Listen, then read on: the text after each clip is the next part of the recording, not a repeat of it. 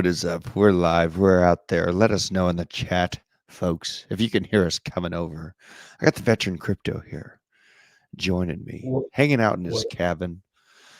Vet, what a day. What a day. Yeah. We're talking about the charts. It's kind of like prison rape. It was kind of like prison Don't make rape. me cry, man. Don't make me Dude, cry. oh my God, just chaos. We tried to punch out on your channel too. We're going to have it figured out. You know, give us a week. We'll be able to punch out on everything all at once. This is one gigantic family here. And, you know, today we had bombings hit Israel. We had a coronal mass ejection just got announced. And we have a presidential debate, a vice presidential debate, and a strike on the entire East Coast for the ports that ship our goods into the country. Just so crazy, you guys. What is up, everyone? We got a K-Jam up in here. Brian Kuhn, C90FTW, Wispy. Thought it was Alzheimer's Joe on the thumbnail. Vance, he's a very based guy. Tim Waltz kind of looks like Uncle Joe. We even got the Nick Demanda, Nick Diamond Hands Demandi setting up his camera. He's getting ready. He's coming in. This is going to be huge. Good. What is up, Nick? How you doing, man? Good. He is such a creature of chaos. Look at this guy.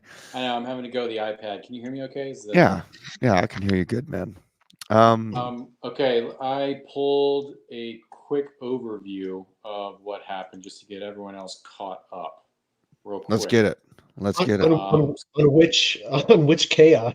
Yeah, which subject of chaos are you? Okay, so this is from AP.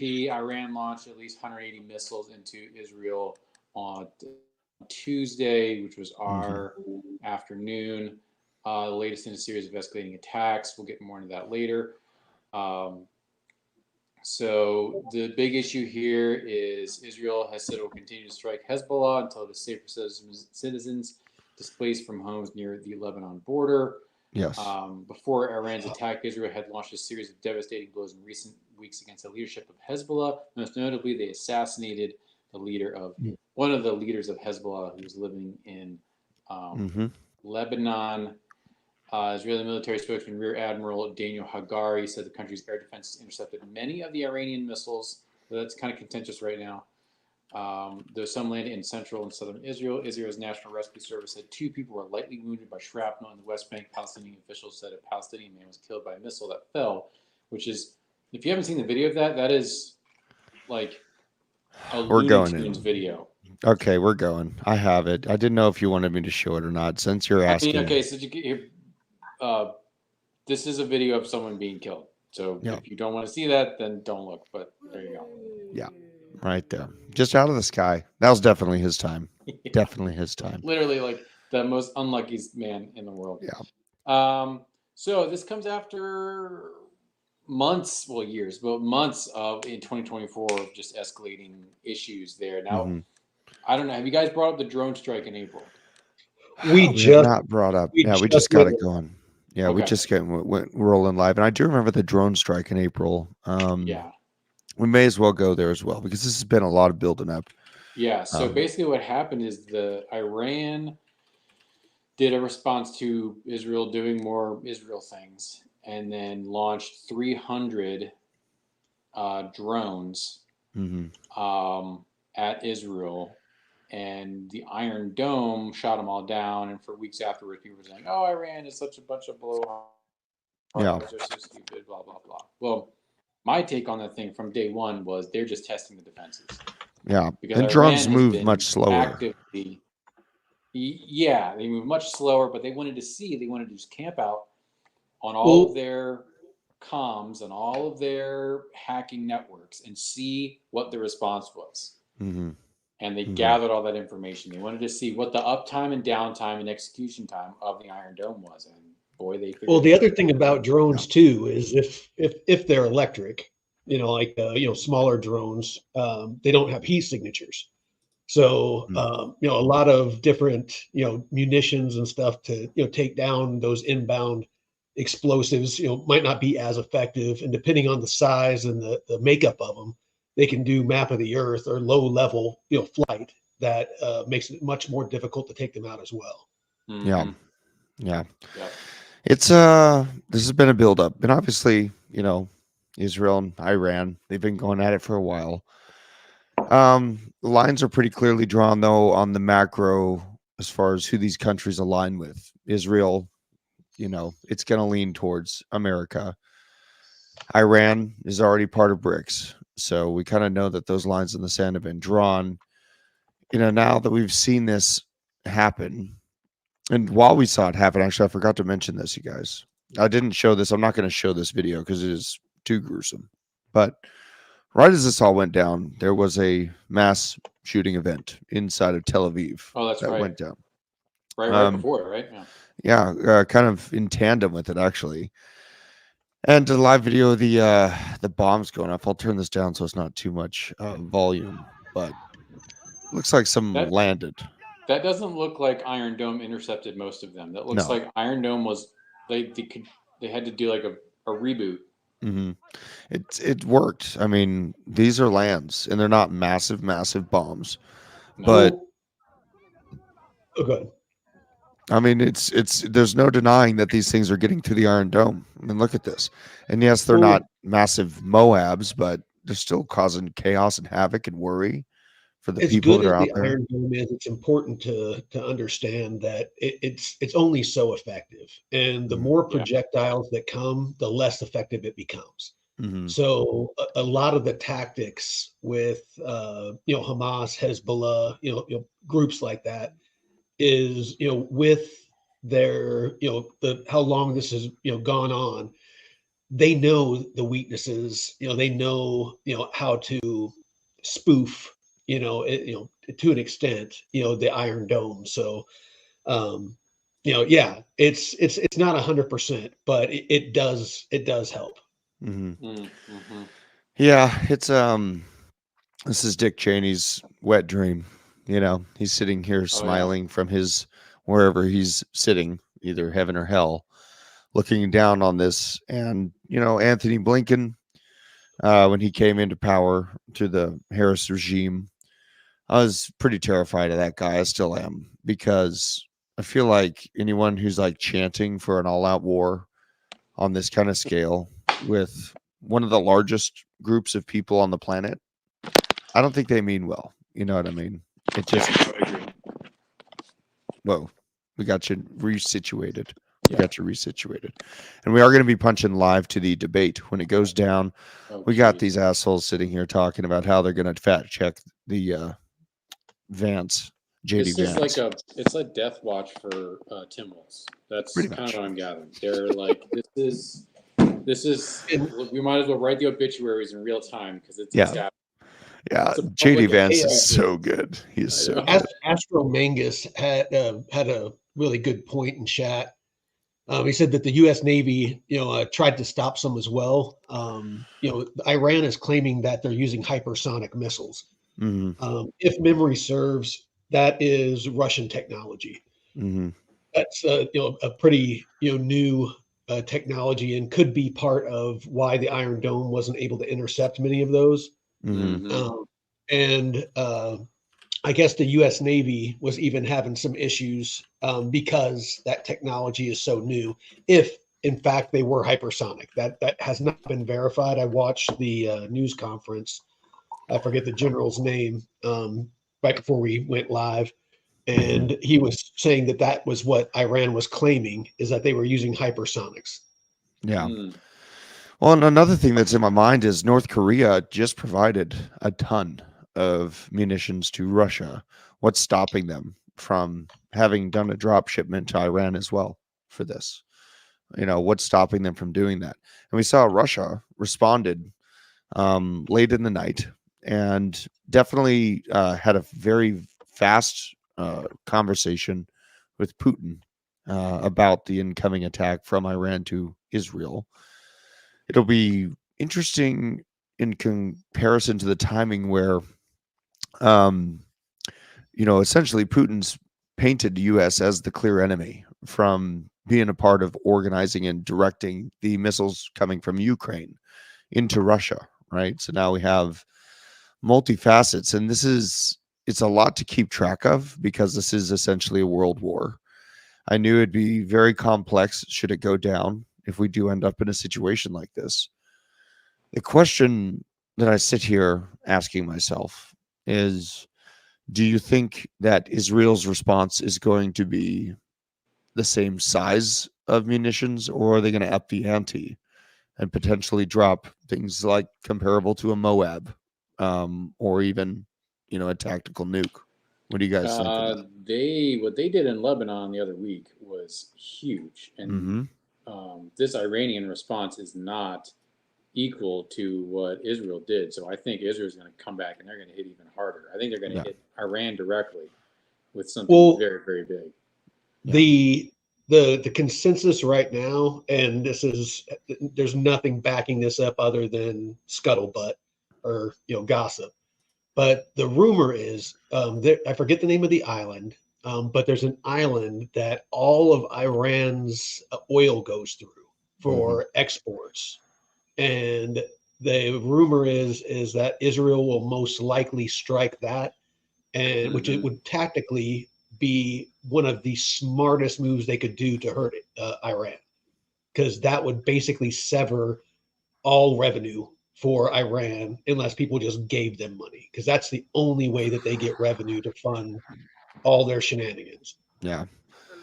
This is that explosion you're talking about in Lebanon as well. Bet, unless the United States literally ships them airplane loads of cash, then Iran gets money. Which I'm sure Obama would have no issue doing.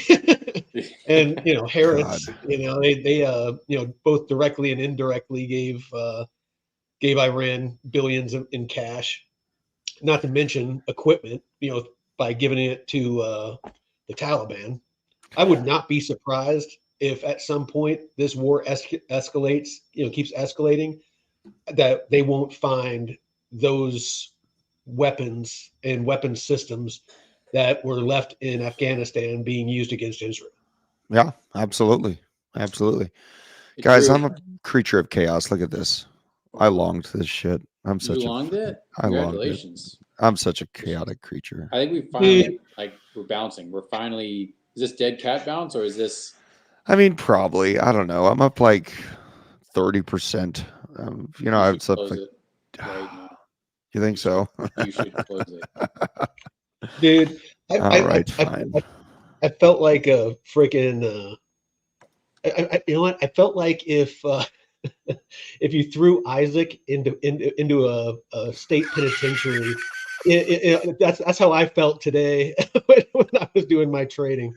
I just felt like I was the belle of the ball, just getting passed around. Jesus. Dude, I've been doing so good on my trading. I mean, I made 200% one day. I was just doing quick scalp trades, making like 30, 40, 50 bucks. And then today I lost like $1,000. And, my little, tiny, super tiny trading, fucking, I'll call it a purse because I felt like a bitch. It's like freaking, dude, I got bent over. I'll just leave it at that. Well, and I was telling you guys this weekend, I was trying to short the market on like Sunday. And one of these tiny little upswing candles stopped me out in profit. And then look what happened after I got stopped out slightly in profit. Yeah. I missed out on thousands of dollars that I could have gathered if I didn't play it so safely. Yeah. His entire crew was destroyed. Oh my God. Grandpa was in Sunday Mass. Entire crew destroyed. Holy God. For Seth what? Shepard for Pearl Harbor. Pearl Harbor Oh, memories. shit. Yeah. Okay. I was like, Yeah. where? What the fuck? Dude, that's intense. Jesus. Vet, I have some cigars. I can't smoke them indoors, and I better not smoke them right now. I'm getting over a chest cold, But Yeah, that's probably Oh, not. uh, dude. Freaking that cigar I had this past Sunday on bullshit and bourbon. It was Nicaraguan wrap. It Mm, was the tobacco was aged in sherry and mm. bourbon casks. It was so freaking delicious. oh my God, you're ridiculous. That sounds delicious, though. That absolutely That's sounds great. delicious. Now, Nick, you're going up to North Carolina, Mm.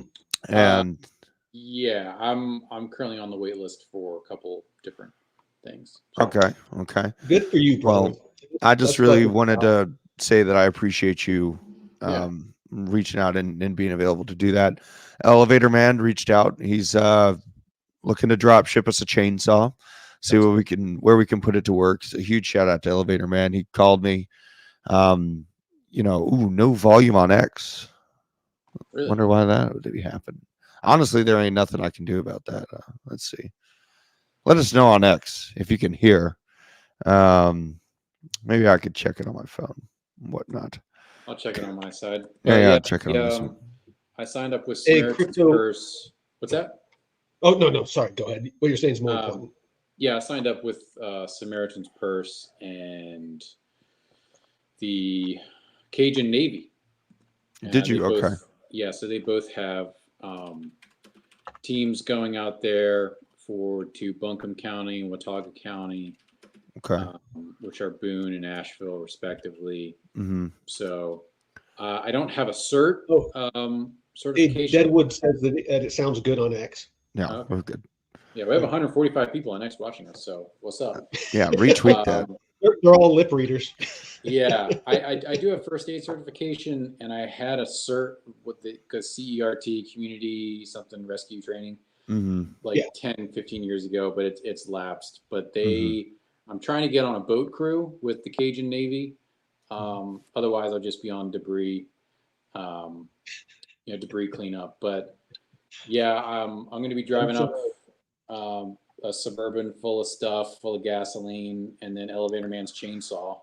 Yep. And yeah, dude, it's going to get be intense. get a solar panel like recharger for your fucking cell phone and some hip waders or at least some fucking galoshes because you do not want to have fucking wet feet all day. Your feet will get soft and Yeah. get torn the fuck up, and you won't be helping anybody. Yeah. Check this out. So we got Elon Musk doing some cool stuff for the people out there. Delivering a bunch of Starlink systems. So that was good to see. And then this is your sign to prep, just in relevance to these South Carolina floods and obviously North Carolina.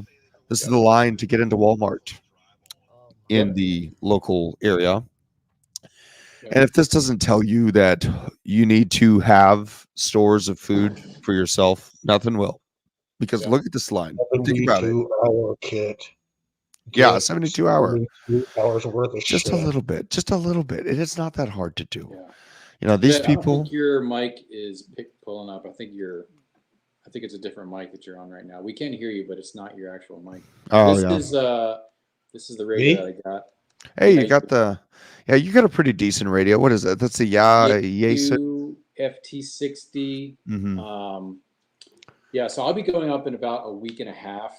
Those are thankfully, Samaritan's Purse and Cajun Navy. They were both booked out solid for this week and this weekend. So probably at the end of next week. How's that?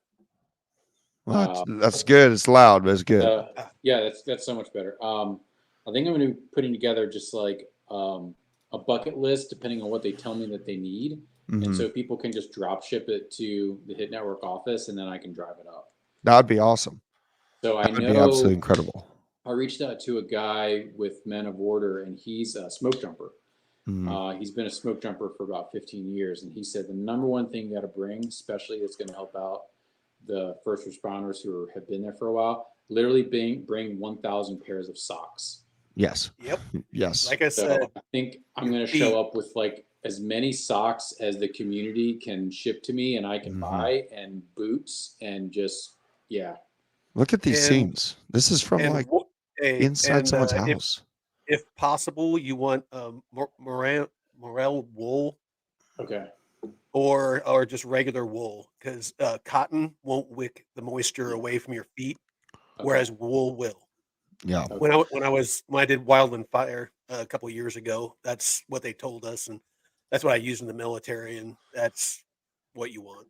Dude, and I have waterproof socks out here that I really actually kind of like. It's very wet out here. Yeah. This is just crazy, guys. There's so many scenes. We're about ready to have the debate come up here, so I'm just going to roll through as many of these crazy scenes we're seeing out of the flood aftermath. Citizens being forced to risk their lives to rescue themselves. I'll make sure this volume's not too loud. Let's check this out. Transporting all the pets, all their shit. Road is gone. Yeah. Totally gone. Climb over the house. They're just having to hoof it. They're having to hoof it along the road of what's Yeah, left of it. Unfortunately, there's a video, from Lake Lure, and part of the main street of Lake Lure is buried under 4 feet of rock. God. And there's a couple of folks on TikTok now who are saying there's like bodies hanging from trees, and the smell of decomp is starting to really hit the hillside, and they're expecting hundreds of bodies to be recovered. Oh, dude. So when I go, it's Did you- going to be pretty. It's going to be pretty intense when I go. That is so terrible. Did you see the video of those people that were showing the road that was like, I mean, as far as the eye could see, it was nothing but rocks and rubble. It was like 5 foot deep. Mm-hmm. Yeah, and there's cars under there Yeah. of people who are trying to get. No, out. it's just, Dude, wow. this is, and just think about if you're a military guy Yeah. and you're having to be on standby to go to Israel or Iran, and your family's in North or South Carolina or Georgia dealing with this. Are they actually on standby? I got some messages of buddies that have to be on standby to do it. Yeah. Oh yeah. Really? Yeah. I got a text message from a close family member who's in the Air Force, and I said, "Man, what's going on?" He said, he just texted back. He said, "Expect map changes." Yeah. Expect map changes. And that's like, really what we're seeing here is Netanyahu. This is my opinion, of course, you guys, but I think Netanyahu is going to turn Lebanon and Iran into a parking lot. I think he's going to level with some pretty big munitions and ground forces. A lot of people don't think that this is true. They don't think it's going to get worse. I'm telling you my own personal opinion. But honestly, he's got all the reason in the world to use as justification for doing so now. So, I'll tell you from my experience, and it's extensive, is this is going to get better.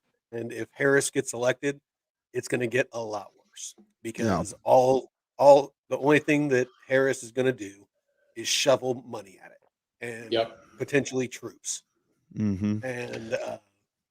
And yeah, because she's going to do what she's being told by her handlers, and the handlers are the freaking military industrial complex that want to profit off of not just this war, but the war in Ukraine. Yeah. Well, the war at home. I mean, Nick's heading out there. Nick, you're going to be bringing your 2A, I'd assume, right? I will be. I'll be protected. Yeah. Look at this. Hopefully, this isn't you. I said stop. Hopefully. Stop. Desert. What the hell? Stop. I said stop. This video, it's a masterpiece. Stop. Oh, he's acting like it. Buy your own Hellcat. Oh my God. Just hopefully. Buy your own Hellcat. Yeah, I'm. Just watch your six up there, man. I've seen a lot of reports of pretty aggressive looters, saboteurs. Mhm. Oh, Looks like we're getting fucking close during to the. Hurricane Katrina, freaking, I didn't go, but guys in my unit and like a bunch of National Guard guys I know, Mhm. they went down there and freaking people were shooting at the helicopters trying to rescue them Yeah, off of it's rooftops insane. and shit Yep. because they were wanting to loot and they thought that they were there to stop them from looting.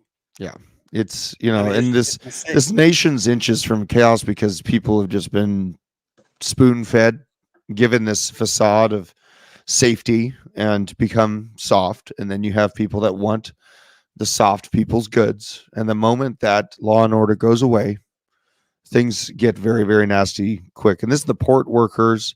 Just to highlight on this, this is a fella down in LA, Yeah. Long Beach. Mhm. He's talking Oh, yeah. about, I work at an automated dock. It's no joke. They're losing thousands of jobs. So you got all these machines. Look at all these. Dude, it's machines right here. coming. AI and fucking automation. They ain't paying no taxes. They ain't paying no money. This is what ILA is fighting about. yeah, it's so crazy. And we also, I don't have enough time to get really into it, but the audio industry is doing the same thing. We saw massive strikes in the auto industry, and guess what they get? Massive layoffs. Fast Massive food, layoffs. $20 an hour. Yeah, it's so crazy. And the debate is about to start, but hold on, folks. But wait, there's more. A coronal mass ejection. Sun emitted an X 7.1 class solar flare. This broke 7:39 p.m. tonight. Not a great look. Hopefully, this doesn't turn into. If shit isn't bad enough, the sun is giving the earth a money shot. Yeah, I wrote a couple albums about the revelations, and I'm having people from the music industry in Denver message me about what's happening in the world, and they're listening to the album now. And these are competitors that never would listen to the album, but it's been kind of reaffirming to hear people still listen to that music. It was basically the revelations in a heavy metal form, and hopefully things don't get as nasty as that describes in the revelations in the Bible. But Jesus, man, we have a lot of the makings for it right now, and it's not looking like it's slowing down by any means. It's really unfortunate. And my worst nightmare out of all this is drone swarms. That is my worst nightmare out of all this. Is the little lighting visuals? Like, let's look at them. These stupid drone light shows. These seem so innocent when you're looking at it from afar. You're like, oh, that's cute. Imagine if all those have munitions on them, which is possible. Imagine if all those have munitions on them. There is no Like I stopping said, something like this. Iron Dome ain't stopping that. Dude, no. I talked about, I don't know how much I can say on this because we are streaming to YouTube, but how do I say this? Google is one of the strongest assets for the DoD. And I will say that right after this video that I just showed you, Mm-hmm. they've been developing systems like this for 2 decades. And we're sitting here aggregating our data to them. Of course, it's very hard to get off of YouTube, but we have a lot of support there. So, I know that a lot of people like watching it. We do our best to build out Rumble and X. Thank God we have X, where that'd be our backup to back us up in case we do get taken out of commission long term. But really, it's this situation. I don't think I've ever talked to my daughter about the politics going on in the world, and she listens to the advertisements for Kamala and also the advertisements for Trump. And she, at 8 years old, sounds more intelligent than your fully grown liberals walking around trying to explain away why they're going to vote for Kamala, Mm-hmm. why the Democratic narrative makes sense. It's Mm-hmm. crazy to think that we have half this country is going to go that route. Because here's the thing is Trump already made moves against the funding of NATO by America, and he has laid out a plan to defund NATO. And without funding, they can't push this to a cataclysm where none of us can escape from. I really hope that people see that. I really, really hope that people can see that because we are like, I don't want to see my son have to go fight World War III. I don't want to see, and I'm probably last on the line. I'm 36 now. I don't know if they even want people my age. They'll take him 40. They'll take him up to 40. Yeah, my brother-in-law, he's enlisting. He's 35 and he's enlisting. He's kind of crazy. I mean, he looks like he belongs. He does. He's too big for the military. Honestly, Vet, what's your take on this? What's up? My Sorry, I was brother-in-law. reading the chat. No, you're good. My brother-in-law, he's like 280 pounds and he is all muscle and he is about 6'4". You can't fit this guy in a vehicle. Like, I just can't imagine As a that's going to be too recruiter, helpful. height, weight, I mean, used to be a thing. But as desperate as they are right now, anytime that they need people, they drop standards. Yeah, And so I he's in honestly don't have a incredible good shape. answer for you, but and it doesn't matter. Yeah. I had my warrant officer when I was in. The guy was like 230, 240.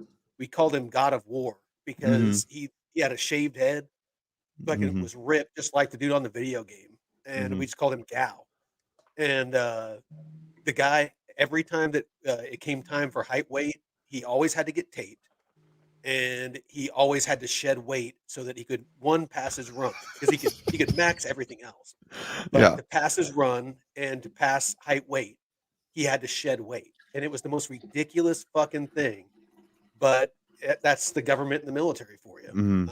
It doesn't matter. I mean, the guy could, bench press a tank, and they're going to be like, oh, you're overweight. Yeah, I just worry about him fitting in and out of a Humvee with a vest on as well. I mean, he looks like a literal Viking. Like, and imagining him with a rifle and a vest, like I was just like, he can't even put his hands above his head to do a squat because of how damn big his shoulders are. So, we'll see how that ends up for him.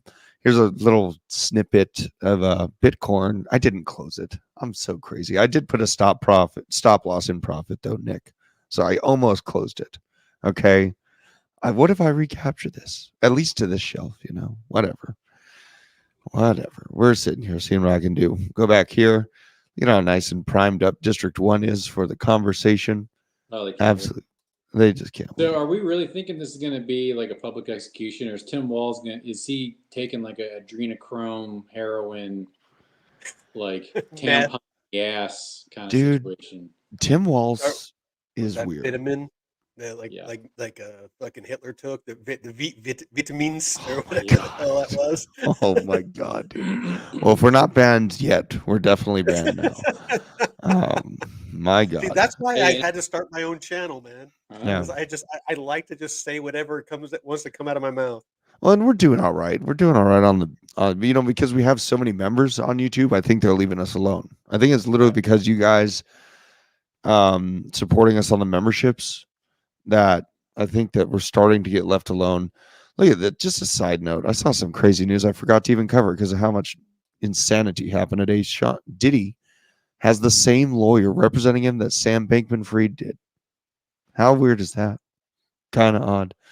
The same lawyer, the same firm. Same lawyer. Same lawyer. Dude, wow. Yeah. What else do we got here? I have there's so much that went down today. Gotta pull this up. God, what was I just thinking about? My head there's a lot of things happening in my brain right now. No. Guys, I need Uptober to like actually be a thing. Is Uptober gonna happen? Ooh, hold on. Here we go. From your lips to God's ears. Let's go. A preemptive strike by Israel on Iran. You have 2 minutes. Well, thank you. And thank you for those joining at home tonight. He's so nervous. Where this started. October 7th, Hamas terrorists massacred over 1,400 Israelis and took prisoners.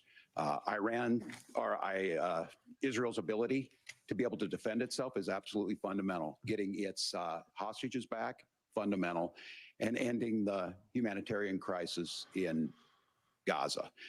But the expansion of Israel and its proxies is an absolute fundamental necessity for the United States to have the steady leadership there. You saw it experienced today, where along with our Israeli partners and our coalition, able to stop the incoming attack.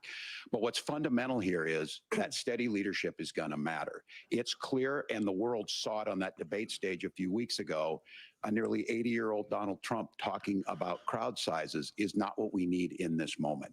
But it's not just that. It's those that were closest to Donald Trump that understand how dangerous he is when the world is this dangerous.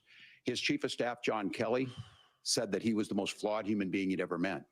And both of his secretaries of defense and his national security advisors said he should be nowhere near the White House. Now, the person closest to them, All the warmongers don't like Trump, said he's unfit for the highest office. That was Senator Vance.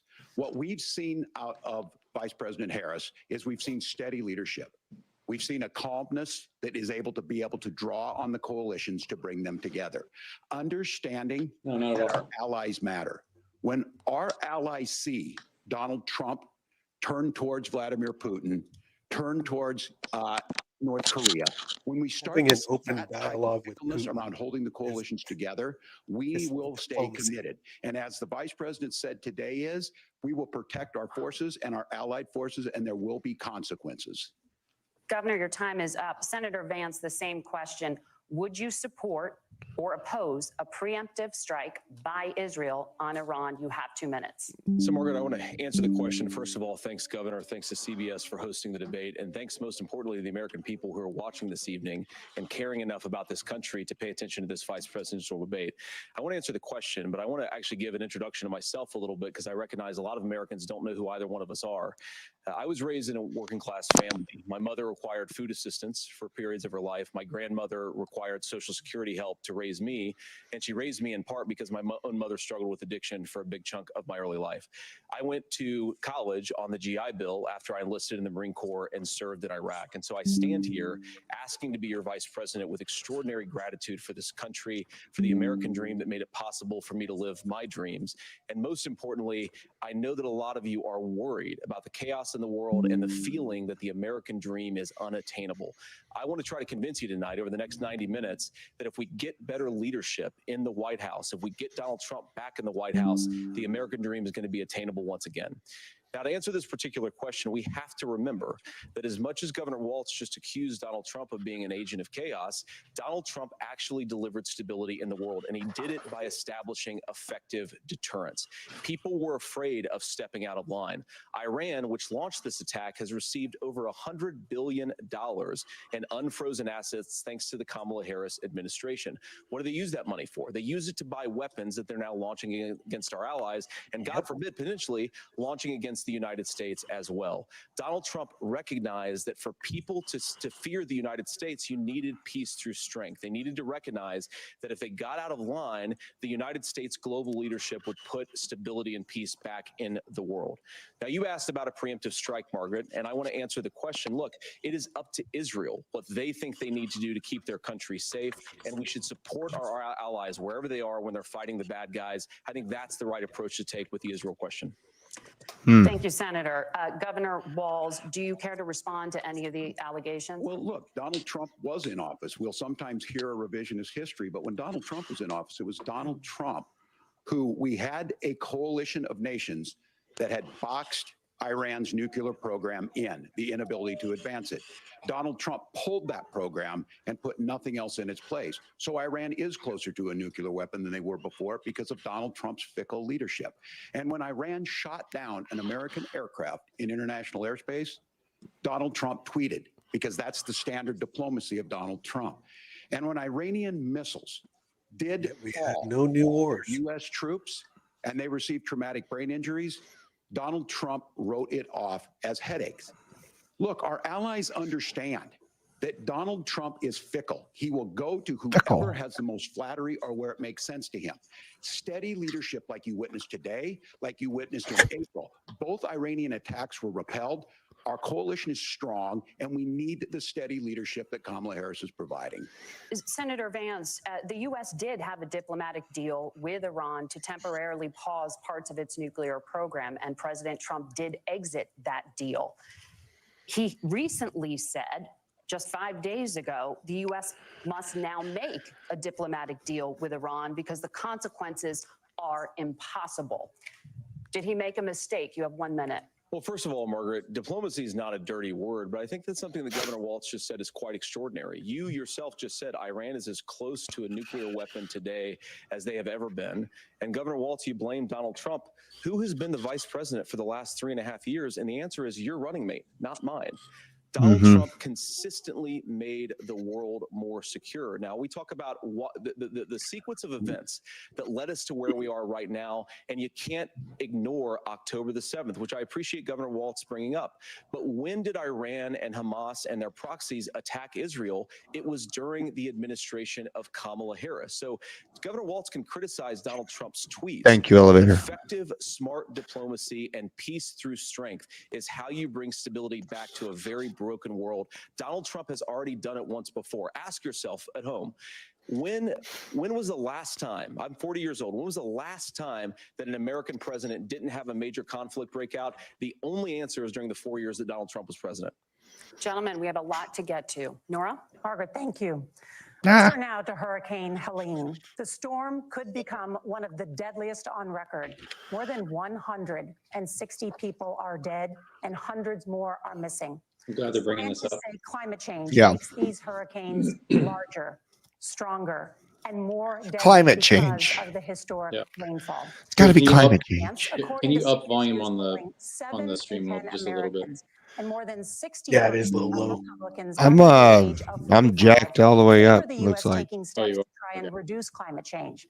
Senator, what responsibility would the Trump administration have to try and reduce the impact of climate change? I'll give you 2 take it. minutes. Sure. So first of all, let's start with the hurricane because it's an unbelievable, unspeakable human tragedy. I just saw today actually a photograph of 2 grandparents on a roof with a 6-year-old child, and it was the last photograph ever taken of them because the roof collapsed and those innocent people lost their lives. And I'm sure Governor Walz joins me in saying our hearts go out to those innocent people, our prayers go out to them, and we want as robust and aggressive as a federal response as we can get to save as many lives as possible. And then, of course, afterwards, to help the people in those communities rebuild. I mean, these are communities that I love. Some of them I know very personally in Appalachia, all across the Southeast. They need their government to do their job. And I commit that when Donald Trump is president again, the government will put the citizens of this country first when they suffer from a disaster. Now, Nora, you asked about climate change. I think this is a very important issue. Look, a lot of people are justifiably worried about all these crazy weather patterns. I think it's important for us, first of all, to say Donald Trump and I support clean air, clean water. We want the environment to be cleaner and safer. But one of the things that I've noticed some of our Democratic friends talking a lot about is a concern about carbon emissions, this idea that carbon emissions drives all of the climate change. Well, let's just say that's true, just for the sake of argument, so we're not arguing about weird science. Let's just say that's true. Well, if you believe that, what would you want to do? The answer is that you'd want to reshore as much American manufacturing as possible, and you'd want to produce as much energy as possible in the United States of America because we're the cleanest economy in the entire world. What have Kamala Harris's policies actually led to? More energy production in China, more manufacturing overseas, more doing business in some of the dirtiest parts of the entire world. And when I say that, I mean the amount of carbon emissions they're doing per unit of economic output. So if we actually care about getting cleaner air and cleaner water, the best thing to do is to double down and invest in American workers and the American people. And unfortunately, Kamala Harris has done exactly the opposite. Governor Walz, you have 2 minutes to respond. Well, we got close to an agreement because all those things are happening. Look, first of all, it is a horrific tragedy with this hurricane. And my heart goes out to the folks that are down there in contact with the governors. I serve as co-chair of the Council of Governors as we work together on these emergency managements. Governors know no partisanship. They work together to all of the governors and the emergency responders are on the ground. Those happen on the front end. The federal government comes in, makes sure they're there so that we recover. But we're still in that phase where we need to make sure that they're staying there, staying focused. Now, look, coming back to the climate change issue, there's no doubt this thing roared onto the scene faster and stronger than anything we've seen. Senator Vance has said that there's a climate problem in the past. Donald Trump called it a hoax. and then joke that these things would make more beachfront property to be able to invest in.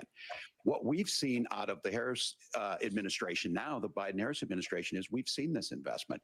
We've seen massive investments, the biggest in global history that we've seen in the Inflation Reduction Act, has created jobs all across the country. 2,000 in Jeffersonville, Ohio, taking the EV technology that we invented and making it here. 200,000 jobs across the country. The largest solar manufacturing plant in North America sits in Minnesota. But my farmers know climate change is real. They've seen 500-year droughts, 500-year floods back to back. But what they're doing is adapting, and this has allowed them to tell me, look, I harvest corn, I harvest soybean, and I harvest wind.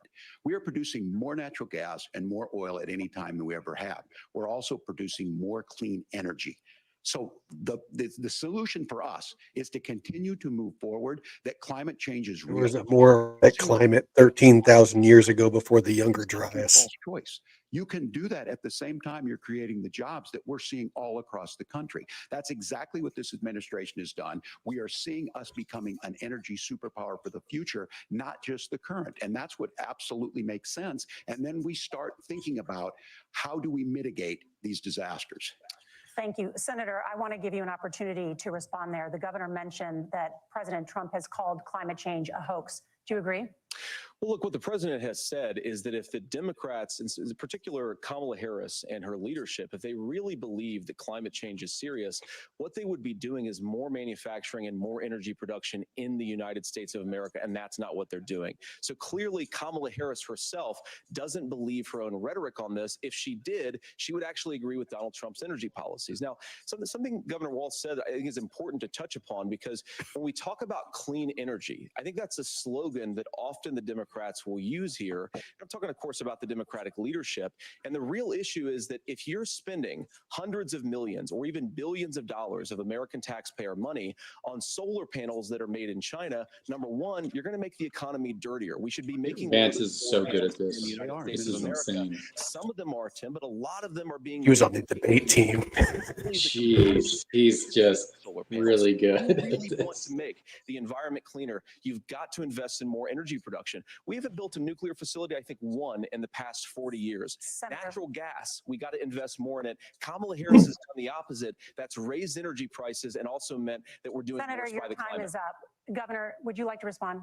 Well, look, we're producing more natural gas than we ever have. There's no moratorium on that. We're producing more oil, but the folks know, and like I said, again, these are not liberal folks. These are not folks that are Green New Deal folks. These are farmers that have been drought one year, massive flooding the next year. They understand that it makes sense. Look, our number one export cannot be topsoil from erosion from these massive storms. We saw it in Minnesota this summer. And thinking about how do we respond to that, we're thinking ahead on this. And what Kamala Harris has been able to do in Minnesota, we're starting to weatherproof some of these things. The infrastructure law that was passed allows us to think about mitigation in the future. How do we make sure that we're protecting by burying our power lines? How do we make sure that we're protecting lakefronts and things that we're seeing more and more of? But to call it a hoax and to take the oil company executives to Mar-a-Lago, say, give me money for It my is a hoax. and I'll let you do whatever you want. We can be smarter about that. And an all above energy policy is exactly what she's doing, creating those jobs right here. Governor, your time is up. The overwhelming consensus among scientists is that the Earth's climate is warming at an unprecedented rate. Margaret? They were saying that in the We're gonna turn 80s. now to immigration. when I was a The kid. crisis at the U.S.-Mexico border consistently ranks as one of the top issues for We had American 10 voters. years until the Senator 90s and we were all going to be Your dead. campaign is pledging to carry out the largest mass deportation plan in American history and to use the U.S. military to do so. Could you be more specific about exactly how this will work? For example, would you deport parents who have entered the U.S. illegally and separate them from any of their children who were born on U.S. soil? You have 2 minutes. So first of all, Margaret, before we talk about deportations, we have to stop the bleeding. We have a historic immigration crisis because Kamala Harris started and said that she wanted to undo all of Donald Trump's border policies. 94 executive orders suspending deportations, decriminalizing illegal aliens, massively increasing the asylum fraud that exists in our system. That has opened the floodgates. And what it's meant is that a lot of fentanyl is coming to our country. I had a mother who struggled with opioid addiction and has gotten clean. I don't want people who are struggling with addiction to be deprived of their second chance because Kamala Harris let in fentanyl into our communities at record levels. So you've got to stop the bleeding. You've got to re-implement Donald Trump's border policies, build the wall, re-implement deportations. And that gets me to your point, Margaret, about what do we actually do? So we've got 25 million illegal aliens who are here in the country. What do we do with them? I think the first thing that we do is we start with the criminal migrants. About 1 million of those people have committed some form of crime in addition to crossing the border illegally. I think you start with deportations on those folks. And then I think you make it harder for illegal aliens to undercut the wages of American workers. A lot of people will go home if they can't work for less than minimum wage in our own country. And by the way, that'll be really good for our workers who just want to earn a fair wage for doing a good day's work. And the final point, Margaret, is you ask about family separation. Right now in this country, Margaret, we have 320,000 children that the Department of Homeland Security has effectively lost. Some of them have been sex trafficked. Some of them hopefully are at homes with their families. Some of them have been used as drug trafficking mules. The real family separation policy in this country is unfortunately Kamala Harris's wide open southern border.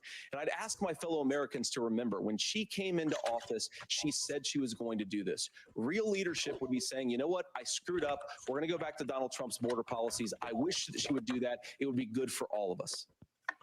Governor, do you care to respond to any of the specific allegations, including that the vice president is, quote, letting in fentanyl and using kids as drug mules, among other things regarding children? The drug mule is not true, but I will say about the fentanyl, because this is a crisis of this, the opioid crisis. And the good news on this is the last 12 months saw the largest decrease in opioid deaths in our nation's history, 30% decrease in Ohio, but there's still more work to do. But let's go back to this on immigration. Kamala Harris was the attorney general of the largest state, a border state in California. She's the only person in this race who prosecuted transnational gangs for human trafficking and drug interventions. But look, we all want to solve this. For 4 years has done nothing about it. Want to solve this. And that is the United States Congress. That's the Border Patrol agents. That's the Chamber of Commerce. That's most Americans out here. That's why we had the fairest and the toughest bill on immigration that this nation's seen. It was crafted by a conservative senator from Oklahoma, James Lankford. I know him. He's super conservative, but he's a man of principle, wants to get it done. Democrats and Republicans worked on this piece of legislation. The Border Patrol said, this is what we need in here. These are the experts. And the Chamber of Commerce and the Wall Street Journal said, pass this thing. Kamala Harris helped get there. 1,500 new border agents, detection for drugs, DOJ money to speed up the adjudications on this, just what America wants. But as soon as I was getting ready to pass and actually tackle this, Donald Trump said no, told them to vote against it because it gives him a campaign issue. It gives him because there was earmarks and riders in it. Actually did some of these things, and they need to be done by the legislature. You can't just do this through the executive branch. Part of that border bill was sending more money to Ukraine and Israel. 4 years. He had 4 years to do this, and he promised you 20% of the money went to the actual border. I'll build you a big, beautiful wall, and Mexico will pay for it. Less than 2% of that wall got built, and Mexico didn't pay a dime. But here we are again, 9 years after he came down that escalator. Harris and Biden sold people and telling him what he was going to do. As far as the deportation plan, at one point, Senator Vance said it was so unworkable to be laughable. So that's where we're at. Pass the bill, she'll sign it. Governor, your time is up.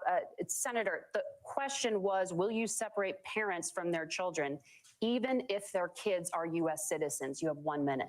Margaret, my point is that we already have massive child separations thanks to Kamala Harris's open border. And I didn't accuse Kamala Harris of inviting drug mules. I said that she enabled the Mexican drug cartels to operate freely in this country. And we know that they use children as drug mules, and it is a disgrace, and it has to stop. Look, I think what Tim said just doesn't pass the smell test. For 3 years, Kamala Harris went out bragging that she was going to undo Donald Trump's border policy. She did exactly that. We had a record number of illegal crossings. We had a record number of fentanyl coming into our country. And now that she's running for president, or a few months before, she says that somehow she got religion and cared a lot about a piece of legislation.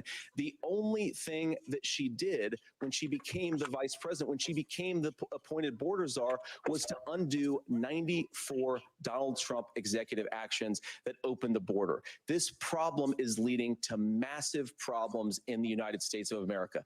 Parents who can't afford health care, schools schools that are overwhelmed. It's got to stop, and it will when Donald Trump is president again. Senator, your time is up. Governor, what about our CBS News polling, which does show that a majority of Americans, more than 50%, support mass deportations? Look, we fix this issue with a bill that is necessary, but the issue on this is what happens when you don't want to solve it. You demonize it. And we saw this, and Senator Vance, and it surprises me on this, talking about and saying, I will create stories to bring attention to this. That vilified a large number of people who were here legally in the community of Springfield. The Republican governor said, it's not true, don't do it. There's consequences for this. There's consequences. We could come together. Senator Langford did it. We could come together and solve this if we didn't let Donald Trump continue to make it an issue. And the consequences in Springfield were the governor had to send state law enforcement to escort kindergartners to school. I believe Senator Vance wants to solve this, but by standing with Donald Trump and not working together to find a solution, it becomes a talking point. And when it becomes a talking point like this, we dehumanize and villainize other human beings.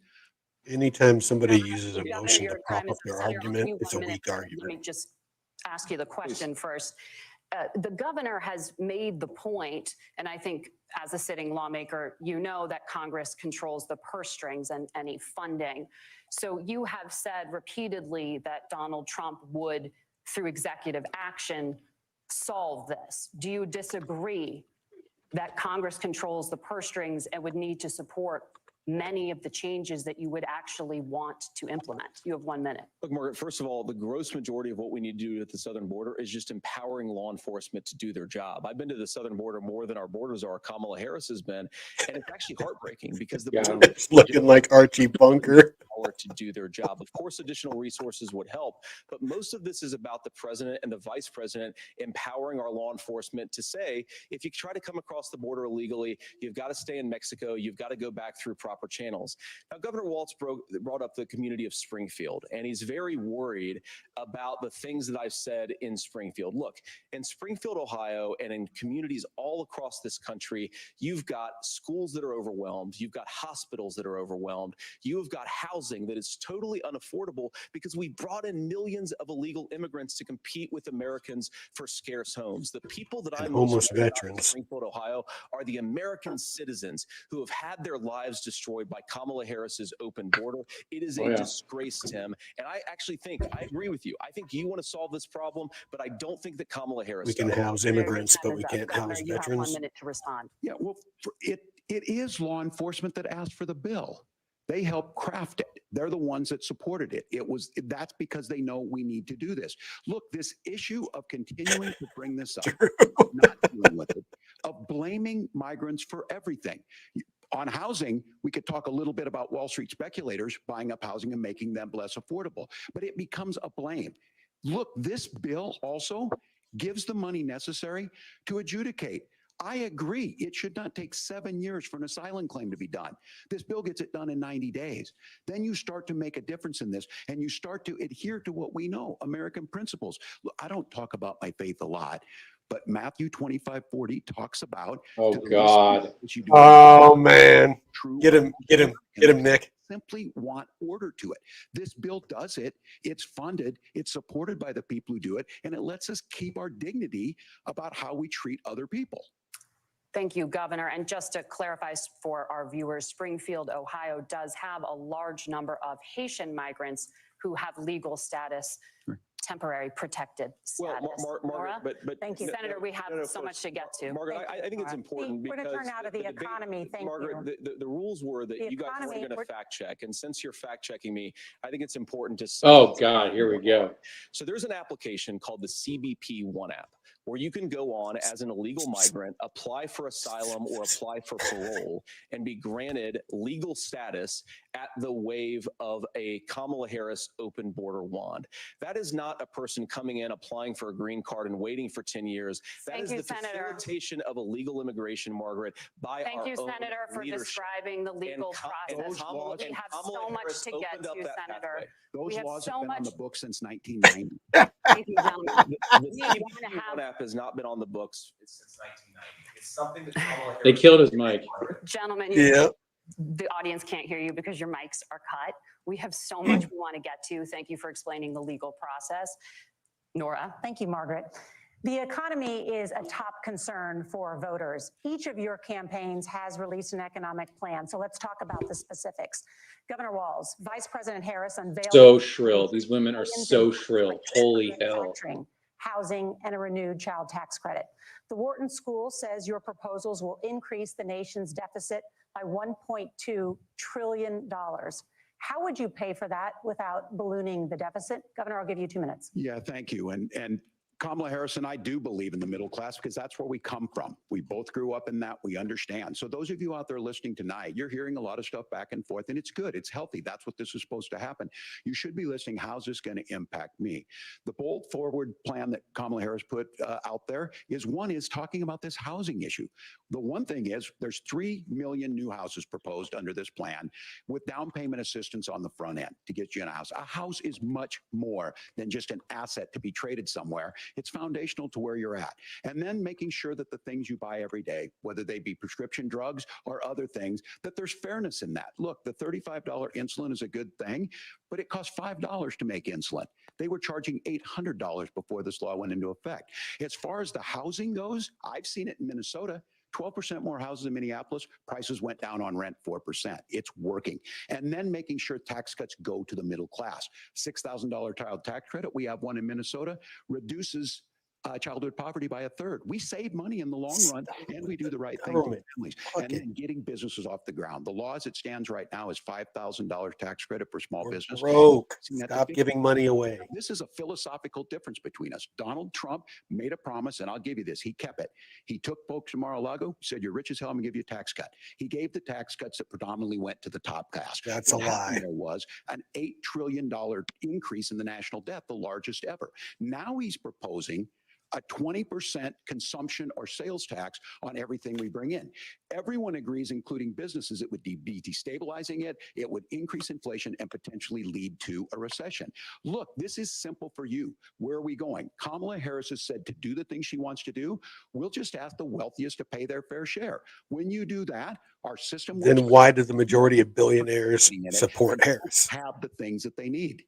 Senator, I want to give you a moment to respond on that. But similarly, the Wharton School has done an analysis of the Trump plan and says it would increase the nation's deficit by $5.8 trillion. My question is the same for you. How do you pay for all that without ballooning the deficit? I'll give you 2 minutes. Well, first of all, you're going to hear a lot from Tim Walz this evening, and you just heard it in the answer, a lot of what Kamala Harris proposes to do. And some of it, I'll be honest with you, it even sounds pretty good. Here's what you won't hear, is that Kamala Harris has already done it.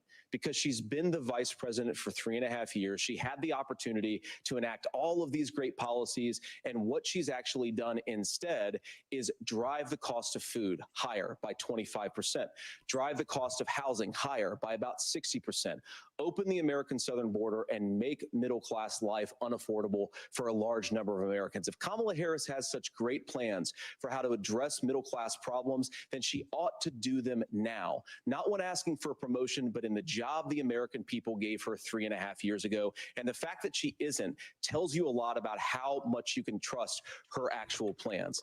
Now, Donald Trump's economic plan is not just a plan, but it's also a record. A lot of those same economists attack Donald Trump's plans, and they have PhDs, but they don't have common sense and they don't have wisdom, because Donald Trump's economic policies delivered the highest take-home pay in a generation in this country, 1.5% inflation, and to boot, peace and security all over the world. So when people say that Donald Trump's economic plan doesn't make sense, I say, look at the record. He delivered rising take-home pay for American workers. Now, Tim admirably admits during a pandemic tax cuts. But if you look at what was so different about Donald Trump's tax cuts, even from previous Republican tax cut plans, is that a lot of those resources went to giving more take-home pay to middle class and working class Americans. It was passed in 2017, and you saw an American economic boom unlike we've seen in a generation in this country. That is a record that I'm proud to run on, and we're going to get back to that common sense wisdom so that you can afford to live the American dream again. I know a lot of you are struggling. I know a lot of you are worried about paying the bills. It's going to stop when Donald Trump brings back common sense to this country. Governor, do you want to respond to that? What has Kamala Harris done for the middle Yeah, class? well, Kamala Harris's day one was Donald Trump's failure on COVID that led to the collapse of our economy. We were already before COVID in a manufacturing recession, but 10 million people out of work, largest percentage since the Great Depression. 9 million jobs closed on that. That was day one. Whether it was the Infrastructure Act or other things we moved. Now, you made a question about experts, said this. I've made a note of this. Economists can't be trusted. Science can't be trusted. National security folks can't be trusted. Look, if you're going to be president, Look at their track record. All the answers. Donald Trump believes he does. My pro tip of the day is this. If you need heart surgery, listen to the people at the Mayo Clinic in Rochester, Minnesota, not Donald Trump. And the same thing goes with this. And I ask you out there, teachers, nurses, truck drivers, or whatever, how is it fair that you're paying your taxes every year and Donald Trump hasn't paid any federal tax in the last 15 years, and the last year as president? That's what's wrong with the system. There's a way around it, and he's bragged about that. We're just asking for fairness in it, and that's all you want. You have a And minute. flat tax and get rid of the IRS. But those same experts for 40 years said that if we shipped our manufacturing base off to China, we'd get cheaper goods. They lied about that. They said if we shipped our industrial base off to other countries, to Mexico and elsewhere, it would make the middle class stronger. They were wrong about that. They were wrong about the idea that if we made America less self-reliant, less productive in our own nation, that it would somehow make us better off, and they were wrong about it. And for the first time in a generation, Donald Trump had the wisdom and the courage to say to that bipartisan consensus, we're not doing it anymore. We're bringing American manufacturing back. We're unleashing American energy. We're going to make more of our own stuff. And this isn't just an economic issue. I mean, I've got 3 beautiful little kids at home, 7, 4, and 2, and I love them very much, and I hope they're in bed right now. Drew feels that. So many of the drugs, the pharmaceuticals that we put in the bodies of our children are manufactured by nations that hate us. This has to stop, and we're not going to stop it by listening to experts. We're going to stop While it by looking at the listening to mods, like, common are you going to do anything? which is what Donald Help me, I'm on the ropes. Say they trust Donald Trump on the economy more. Why? If you're listening tonight and you want billionaires to get tax cuts, you heard what the numbers were. Look, I'm a union guy. Get new propaganda. I'm not a guy who wanted to ship things overseas, but I understand that, look, we produce soybeans and corn. We need to have fair trading partners. That's something that we believe in. I think the thing that But not paying farmers to not grow shit. is Donald Trump was the guy who created the largest trade deficit in American history with China. So the rhetoric is good. Much of what the senator said right there, I'm in agreement with him on this. I watched it happen too. I watched it to my communities, and we talked about that.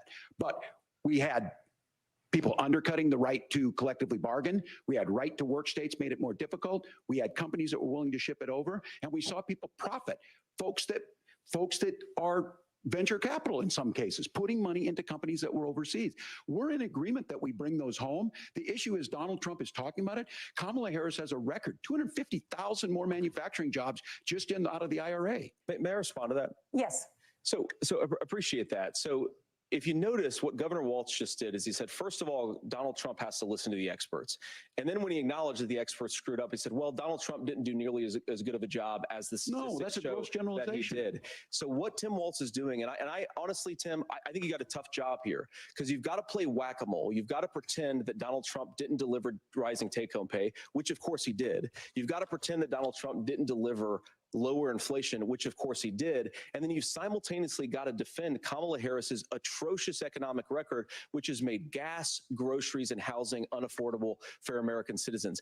I was raised by a woman who would sometimes go into medical debt so that she could put food on the table in our household. I know what it's like to not be able to afford the things that you need to afford. We can do so much better. To all of you watching, we can get back to an America that's affordable again. We just got to get back to common sense economic principles. I hope we have a conversation on healthcare then. Senator, Governor. Please. Thank you. Margaret? We have a lot to get to ahead, gentlemen, on many topics. But right now, I want to talk about personal qualifications. The vice president is often the last voice the president hears before making consequential decisions. We want to ask you about your leadership qualities. Governor Walz, you said you were in Hong Kong during the deadly Tiananmen Square protests in the spring of 1989. But Minnesota Public Radio and other media outlets are reporting that you actually didn't travel to Asia until August of that year. Can you explain that discrepancy? Yeah, well, and to the folks out there who didn't get at the top of this, look, I grew up in small rural Nebraska, town of 400, town that you rode your bike with your buddies till the streetlights come on, and I'm proud of that service. I joined the National Guard at 17, worked on family farms, and then I used the GI Bill to become a teacher, passionate about it, a young teacher. First year out, I got the opportunity in the summer of '89 to travel to China. 35 years ago, be able to do that. I came back home and then started a program to take young people there. We would take basketball teams, we would take baseball teams, we would take dancers, and we would go back and forth to China. The issue for that was to try and learn. Now, look, my community knows who I am. They saw where I was at. Look, I will be the first to tell you, I have poured my heart into my community. I've tried to do the best I can, but I've not been perfect. And I'm a knucklehead at times, but it's always been about that. Those same people elected me to Congress for 12 years. And in Congress, I was one of the most bipartisan people, working on things like farm bills that we got done, working on veterans benefits. And then the people of Minnesota were able to elect me to governor twice.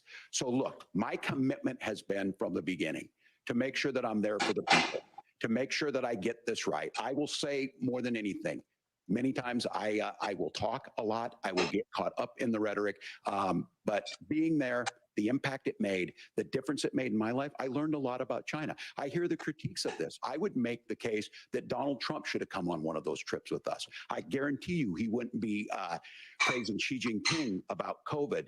And I guarantee you he wouldn't start a trade war that he ends up losing.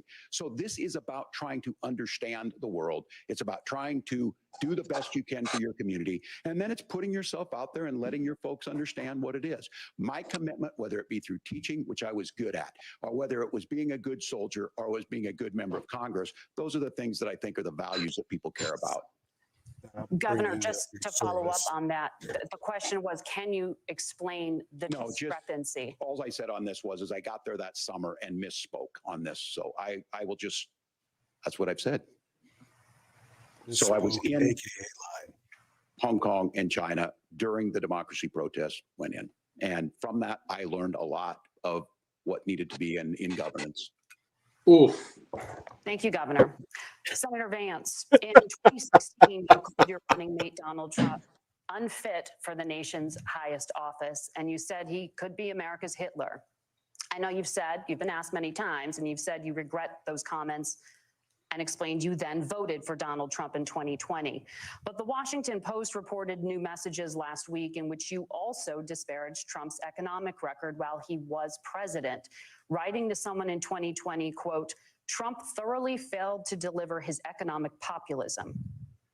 You're now his running mate, and you've shifted many of your policy stances to align with his. If you become vice president, why should Americans trust that you will give Donald Trump the advice he needs to hear and not just the advice he wants to hear? You have 2 minutes. Well, first of all, Margaret, because I've always been open. And sometimes, of course, I've disagreed with the president, but I've also been extremely open about the fact that I was wrong about Donald Trump. I was wrong, first of all, because I believed some of the media stories that turned out to be dishonest fabrications of his record. But most importantly, Donald Trump delivered for the American people. Rising wages, rising take-home pay, an economy that worked for normal Americans, a secure southern border, a lot of things, frankly, that I didn't think he'd be able to deliver on. And yeah, when you screw up, when you misspeak, when you get something wrong and you change your mind, you ought to be honest with the American people about it. It's one of the reasons a politician in why Washington. I've done He should have so known many better interviews is because I think it's important to actually explain to the American people where I come down on the issues and what changed. Now, you pointed out some messages from 2020. Margaret, I've been extremely consistent that I think there were a lot of things that we could have done better in the Trump administration the first round if Congress was doing its job. I strongly believe, and I've been a United States Senator, that Congress is not just a high-class debating society. It's not just a forum for senators and congressmen to whine about problems. It's a forum to govern. So there were a lot of things on the border, on tariffs, for example, where I think that we could have done so much more if the Republican Congress and the Democrats in Congress had been a little bit better about how they govern the country. They were so obsessed with impeaching Donald Trump, they couldn't actually govern. And I want to talk about this tariff issue in particular, Margaret, because Tim just accused this of being a national sales tax. Look, the one thing, And you're not, probably surprised to hear me praising Joe Biden, but the one thing that Joe Biden did is he continued some of the Trump tariffs that protected American manufacturing jobs. And it's the one issue, the most pro-worker part of the Biden administration, it's the one issue where Kamala Harris has run away from Joe Biden's record. Think about this. If you're trying to employ slave laborers in China at $3 a day, you're going to do that and undercut the wages of American workers unless our country stands up for itself and says, you're not accessing our markets unless you're paying middle-class Americans a fair wage. Senator, your time is up. Nora? Thank you. Now to the issue of reproductive rights.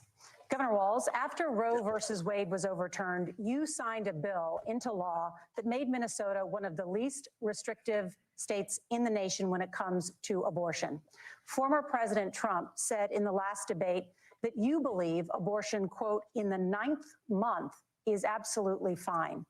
Yes or no? Is that what you support? I'll give you 2 minutes. That's not what the bill says, but look, this issue is what's on everyone's Underhand mind. pitch the guy. Donald Trump put this all into motion.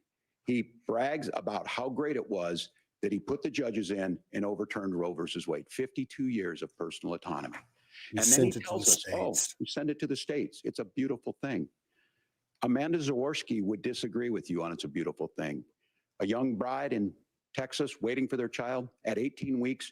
She has a complication, a tear in the membrane. She needs to go in. The medical care at that point. Life of the mother, rape and incest are And that would have exceptions. been an abortion. But in Texas, that would have put them in legal jeopardy. She went home, got sepsis, nearly dies, and now she may have difficulty having children. Or in Kentucky, Hadley Duvall, a 12-year-old child raped and impregnated by her stepfather. Those are horrific. Now, when God asked about that, Senator Vance said, 2 wrongs don't make a right. There is no right in this. So in Minnesota, what we did was restore Roe versus Wade. We made sure that we put women in charge of their health care. But look, this is not where, if you don't know Amanda or a Hadley, you soon will. Their Project 2025 is going to have a registry of pregnancies. It's going to make it more difficult, if not impossible. One of the to get authors of contraception 2025 and actually limit access, if not eliminate endorsed Kamala. access to infertility treatments. For so many of you out there listening, me included, infertility treatments are why I have a child.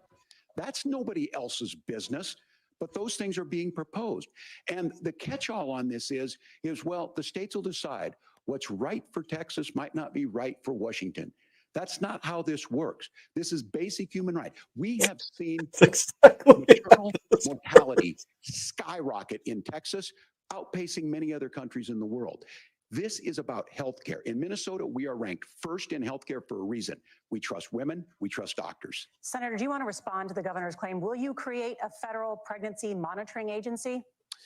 No, Nora, certainly we won't. And I want to talk about this issue because I know a lot of Americans care about it, and I know a lot of Americans don't agree with everything that I've ever said on this topic. And, I grew up in a working class family in a neighborhood where I knew a lot of young women who had unplanned pregnancies and decided to terminate those pregnancies because they feel like they didn't have any other options.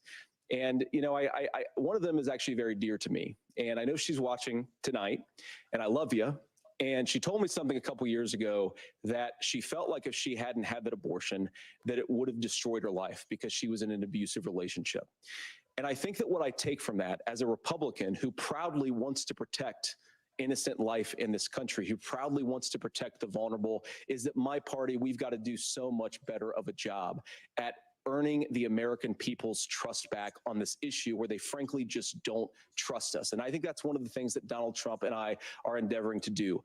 I want us as a Republican Party to be pro-family in the fullest sense of the word. I want us to support fertility treatments. I want us to make it easier for moms to afford to have babies. I want it to make it easier for young families to afford a home so they can afford a place to raise that family. And I think there's so much that we can do on the public policy front just to give women more options.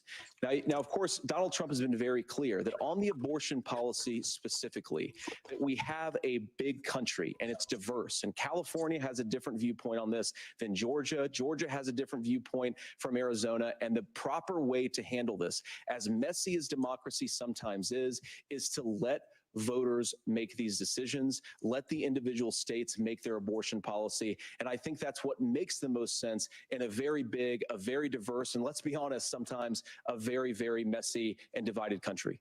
Governor, would you like to respond and also answer the question about restrictions? Yeah, well, the question got asked, and Donald Trump made the accusation that wasn't true about Minnesota. Well, let me tell you about this idea that there's diverse states.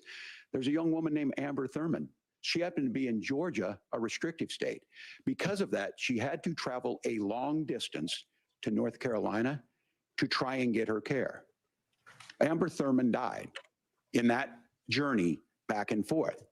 The fact of the matter is, how can we as a nation say that your life and your rights, as basic as the right to control your own body, is determined on geography? There's a there is not a single human that's going to freaking choose the baby over the life of the mother. If the mother dies, the baby dies. Wait, when you listen to Vice President Harris talk about this subject and you hear me talk about it, you hear us talking exactly the same. Donald Trump is trying to figure out how to get the political right of this. I agree with a lot of what Senator Vance said about what's happening. His running mate, though, does not, and that's the problem. Governor, your time is up. Senator, let me ask you about that. He mentioned, it was, I think, referring to a national ban. In the past, you have supported a federal ban on abortion after 15 weeks. In fact, you said if someone can't support legislation like that, quote, you are making the United States the most barbaric pro-abortion regime anywhere in the entire world. My question is, why have you changed your position? Well, Nora, first of all, I never supported a national ban. I did during when I was running for Senate in 2022 talk about setting some minimum national standard. For example, we have a partial birth abortion ban in place in this country at the federal level. I don't think anybody's trying to get rid of that, or at least I hope not, though I know that Democrats have taken a very radical pro-abortion stance. But Nora, you know, one of the things that changed is in the state of Ohio, we had a referendum in 2023, and the people of Ohio voted overwhelmingly, by the way, against my position. And I think that what I learned from that, Nora, is that we've got to do a better job at winning back people's trust. So many young women would love to have families. So many young women also see an unplanned pregnancy as something that's going to destroy their livelihood, destroy their education, destroy their relationships. And we have got to earn people's trust back. And that's why Donald Trump and I are committed to pursuing pro-family policies, making childcare more accessible, making fertility treatments more accessible, because we've got to do a better job at that. And that's what real leadership is. Governor, your response. Well, I'm going to respond on the pro-abortion piece of that. No, we're not. We're pro-women. We're pro-freedom to make your own choice. We know what the implications are to not be that. Women having miscarriages, women not getting the care, physicians feeling like they may be prosecuted for providing that care. And as far as making sure that we're educating our children and giving them options, Minnesota's a state with one of the lowest teen pregnancy rates. We understand that too. We know that the options need to be available, and we make that true. We also make it, we're a top 3 state for the best place to raise children. But these two things, to try and say that we're pro-children, but we don't like this, or you guys are pro-abortion, that's not the case at all. We are pro-freedoms for women to make their choices, and we're going, and Kamala Harris is making the case, to make options for children more affordable, a $6,000 child tax credit, but we're not going to base that on the backs of making someone like Amber Thurman drive 600 miles to try and get health care. Senator. May I respond to that? First of all, Governor, I agree with you. Amber Thurman should still be alive, and there are a lot of people who should still be alive, and I certainly wish that she was. And maybe you're free to disagree with me on this and explain this to me, but as I read the Minnesota law that you signed into law, the statute that you signed into law, it says that a doctor who presides over an abortion where the baby survives, the doctor is under no obligation to provide life-saving care to a baby who survives a botched late-term abortion.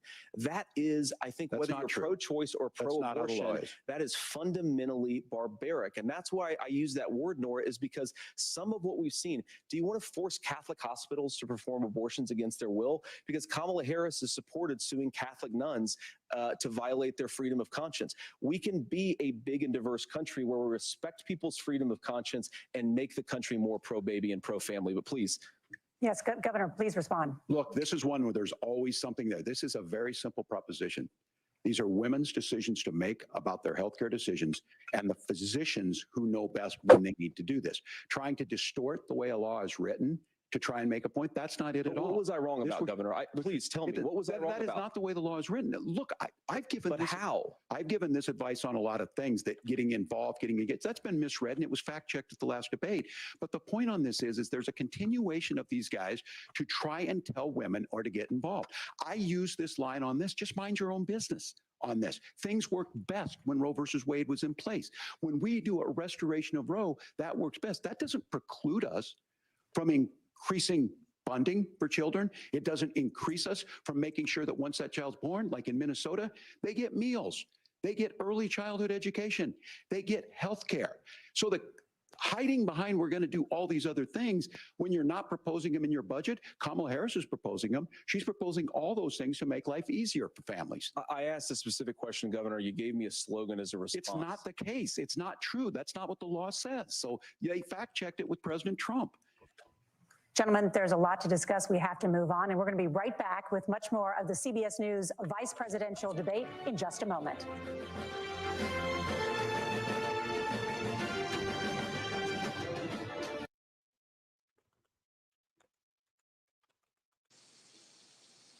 Drew, I think you're muted. I think you muted yourself, bro.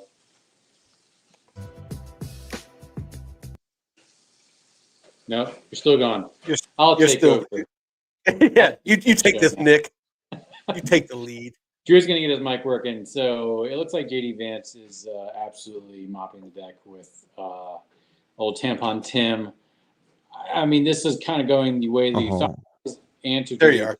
I can hear question you. was specifically masterful, owning the fact that Republicans have not done a good job about their response to any abortion question was really, really smart. Really, really smart. Yeah. Waltz is single-handedly saving my leverage bag right now, boys. What's Bitcoin at? Well, it's doing well. Okay, first of all, we are doing I'm going to well. tell you, Aerodrome is doing fucking awesome right now on the Let's see. hourly and the freaking weekly. Look at this. Oh god, reconnect. What is this? Hell? Where am I? Hades. $61,450. Guys, it's October. It's We're back. October. This We're is so back. October. We are experiencing the super cycle. The super cycle of JD Vance. $280,000 Bitcoin income. F your face, Nick. I got Oh my wrecked today. God. Don't tell me it's October. Oh my god. Look at this since the debate started though. I mean, shit. What are we at? That's amazing. 1.3%. Not bad. Oh man, it's they use this. It's the abortion thing is such an emotional subject. Yeah. God.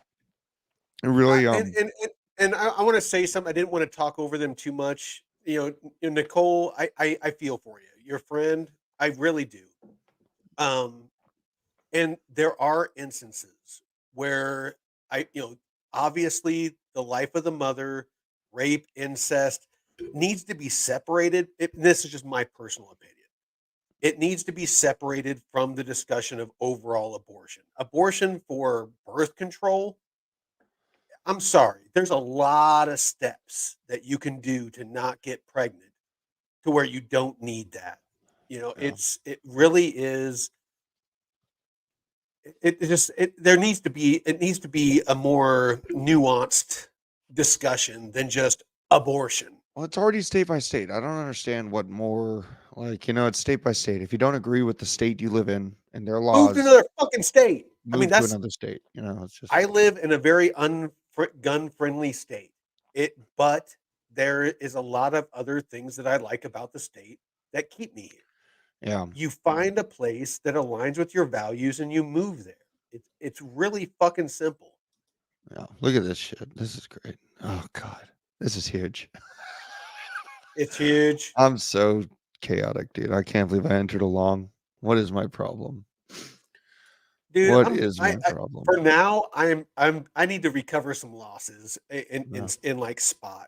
I moved everything I had left into Spot. I bought some more Arrow, I bought some more Ondo, I bought some more DAG, and I'm waiting to make back some losses from today. Dude, I mean, and then I'll take out some profits and populate my trading bag and try again. Trading is a bastard. This is why You know, I mean, I was trying to catch this short. I missed it. I made like $30 getting stopped out before it happened. Look what happened. So, but there is this. The reason I did this is that volume node sitting out there, printed a little green dot here, looked all right. So, you know, all right, here we go. Here we go, boys. We're going back. Okay. All right. I'll Back shut to up. the debate.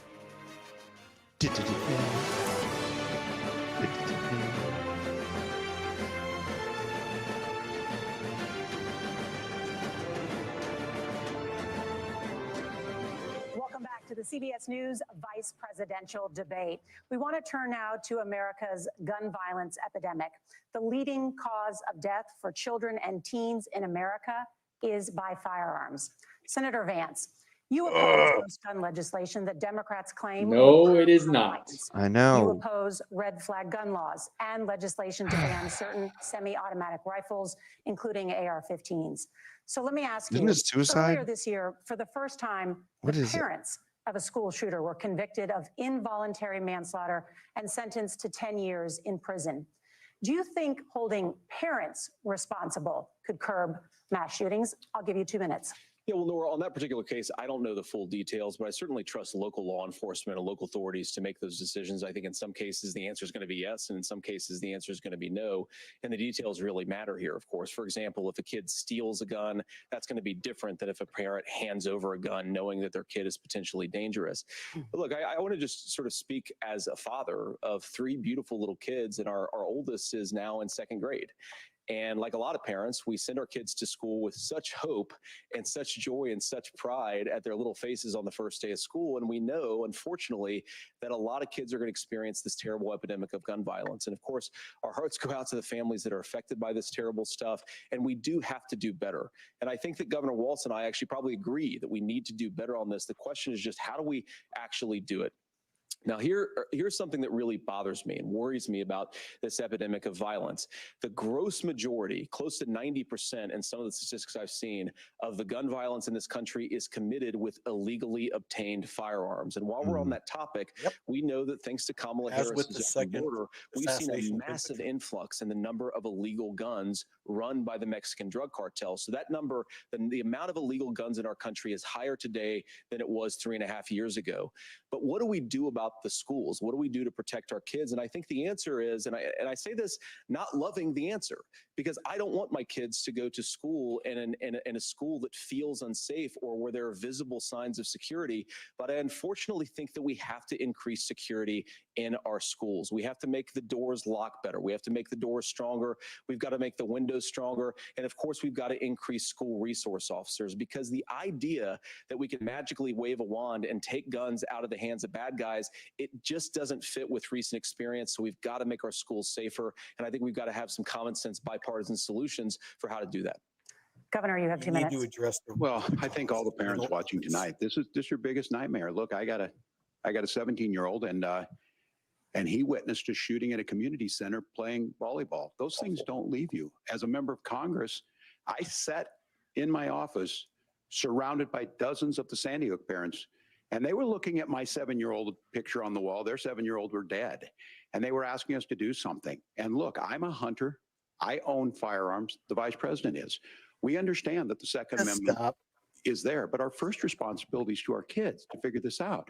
In Minnesota, we've enacted enhanced red flag laws, enhanced background checks, and we can start to get data. But here's the problem.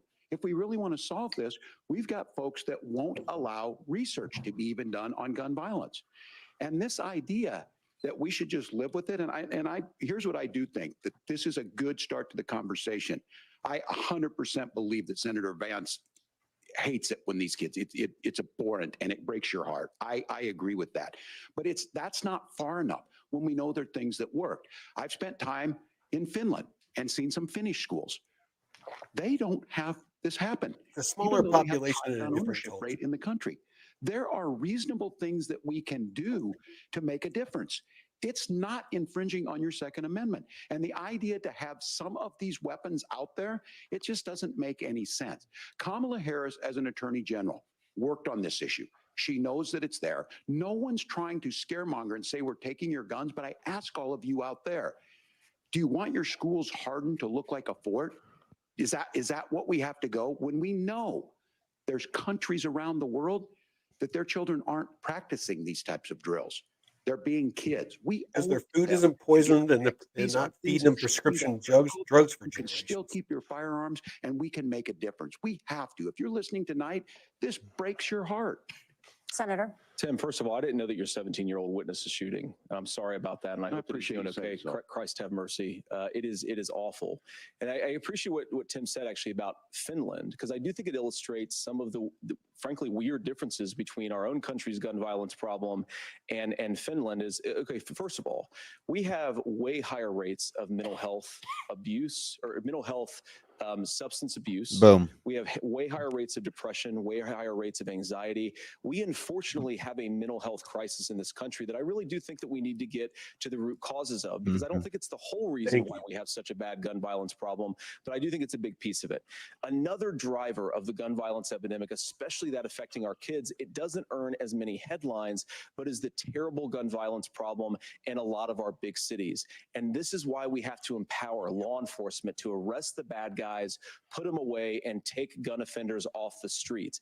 I think there's a whole host of things that we can do here, but I do think at our schools, we've got to talk about more security. Senator, thank you. Governor, I'd you agree. previously opposed an assault weapons ban, but it's only later in your political career did you change your position. Why? Yeah, I sat in that office with those Sandy Hook parents. I've become friends with school shooters. I've seen it. Look, the NRA, I was the NRA guy for a long time. Friends with school shooters?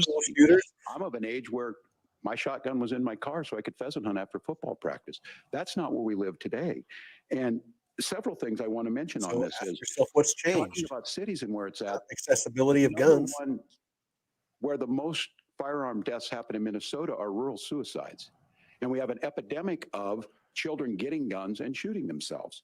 And so we have, and we should look at all of the issues.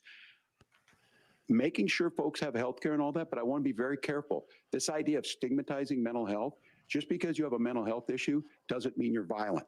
And I think what we end up doing is we start looking for a scapegoat. Sometimes it just is the guns.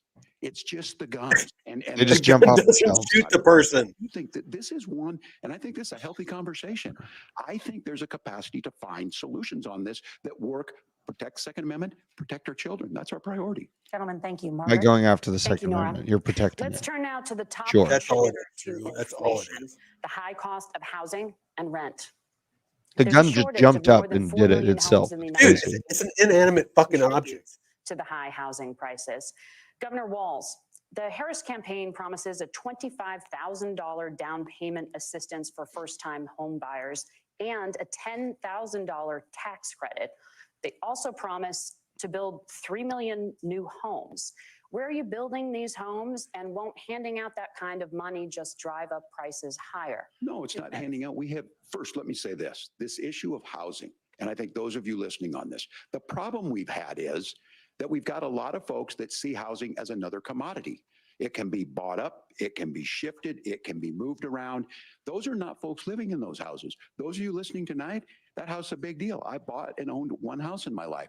My mom still lives in the house where I was. And when I think of a house, I'm thinking of Christmas services after midnight mass where you go with your family. We need to make it more affordable. And one of the things, as I said, this program that the vice president is pushing forward and bringing a new way of approaching this is something we're doing in Minnesota from that lead. We in the state invested in making sure our housing was the biggest investment that we'd ever made in housing. It starts to make it easier. We cut some of the red tape. Local folks, look, we can't do it at the federal level, but local folks make it easier to build those homes. And then that down payment assistance. I can tell all of you out there, one of the, certainly for me, using the GI Bill was one thing, but a veteran's home loan, the big thing about a veteran's home loan is you don't have to pay the down payment. Those are things that make it there. Now, look, you're going to pay it back and you're going to pay your mortgage. Those are things that we know in the long run, the appreciated value, the generational wealth that's created from it. And I will give Minneapolis an example. Minneapolis is the one city where we've seen the lowest inflation rates. We've seen a 12% increase in stock because we put some of these things in. And we're implementing a state program to make sure we give some of that down payment assistance. We get it back from people because here's what we know. People with stable housing end up with stable jobs. People with stable housing have their kids able to get to school. All of those things in the long run end up saving Depending our on the money. government, That's the thing that I think do we what should they're be told. find some common ground in, but we can't blame immigrants for the only reason. That's not the case that's happening in many cities. The fact of the matter is that we don't have enough naturally affordable housing, but we can make sure that the government's there to help kickstart it, Inflation and interest rates. create that base. Governor, your time is up. Senator Vance, as far as your campaign's position, the promise is to seize federal lands to build homes, remove regulation, provide tax breaks, and cut back on immigration, which you say pushes up prices. Hey, Drew, why Where do are you gonna support build Israel? all the new homes you're promising, and what part of any I of this don't. plan will I provide support America. immediate relief? There you go. I'm an Well, isolationist. first of all, Tim just said something. There you that I go, agree Ryan. with. We don't want to blame immigrants for higher housing prices, but we do want to blame Kamala Harris for letting in millions of illegal aliens into this Pass the country, bill. which does drive up costs, Tim. 25 million illegal aliens competing with Americans for scarce homes is one of the most significant drivers of home prices in the country. It's why we have massive increases in home prices that have happened right alongside massive increases in illegal alien populations under Kamala Harris's leadership. Now, Tim just mentioned a bunch of ideas. Now, some of those ideas I actually think are halfway decent, and some of them I disagree with. But the most important thing here is Kamala Harris is not running as a newcomer to politics. She is the sitting vice president. If she wants to enact all of these policies to make housing more affordable, I invite her to use the office that the American people already gave her, not sit around and campaign and do nothing while Americans find the American dream of homeownership completely unaffordable. Preach. Now, you asked, Margaret, Right. what would immediately change the equation Got him. for American citizens? If you lower energy prices, as Donald Trump says, drill, baby, drill, one of the biggest drivers of housing costs aside from illegal immigration is, think about it. If a truck driver is paying 40% more for diesel, then the lumber he's delivering to the job site to build the house is also going to become a lot more expensive. If we open up American energy, you will get immediate pricing relief for American citizens, not, by the way, just in housing, but in a whole host of other economic goods too. Senator Vance, you still have 23 seconds there. Do you want to answer Can I have it? where? Yeah. Governor, we will No. get to you in a moment. But Dumbass. Senator, where are you going to seize the federal lands? Can you clarify? Well, what Donald Trump has said is we have a lot of federal lands that aren't being used for anything. They're not being used for national park. They're not being used, and they could be places where we build a lot of housing. And I do think that we should be opening up building in this country. We have a lot of land that could be used. We have a lot of Americans that need homes. We should be kicking out illegal immigrants who are competing for those homes, and we should be building more homes for the American citizens who deserve to be here. Senator, your time is up. Governor, I do want to let you respond to the allegation that the vice president is letting in. Well, of course, that's not migrants, true. And again, that you it's have the affecting facts. I housing guess Oh, we it's not agreed true. to It's not fact check. true. I'll check it. It's not Look, true. crossings are It's not down true. compared to when Donald Trump left office, but it's No, again they're not. blaming and not trying to find the solution. I was No, going they're to not. ask this question: are we going to drill and build houses in the same federal land? And I think when people hear federal lands, these are really important pieces of land. Now, Minnesota doesn't have a lot of federal lands. I know in the western part of the countries we do.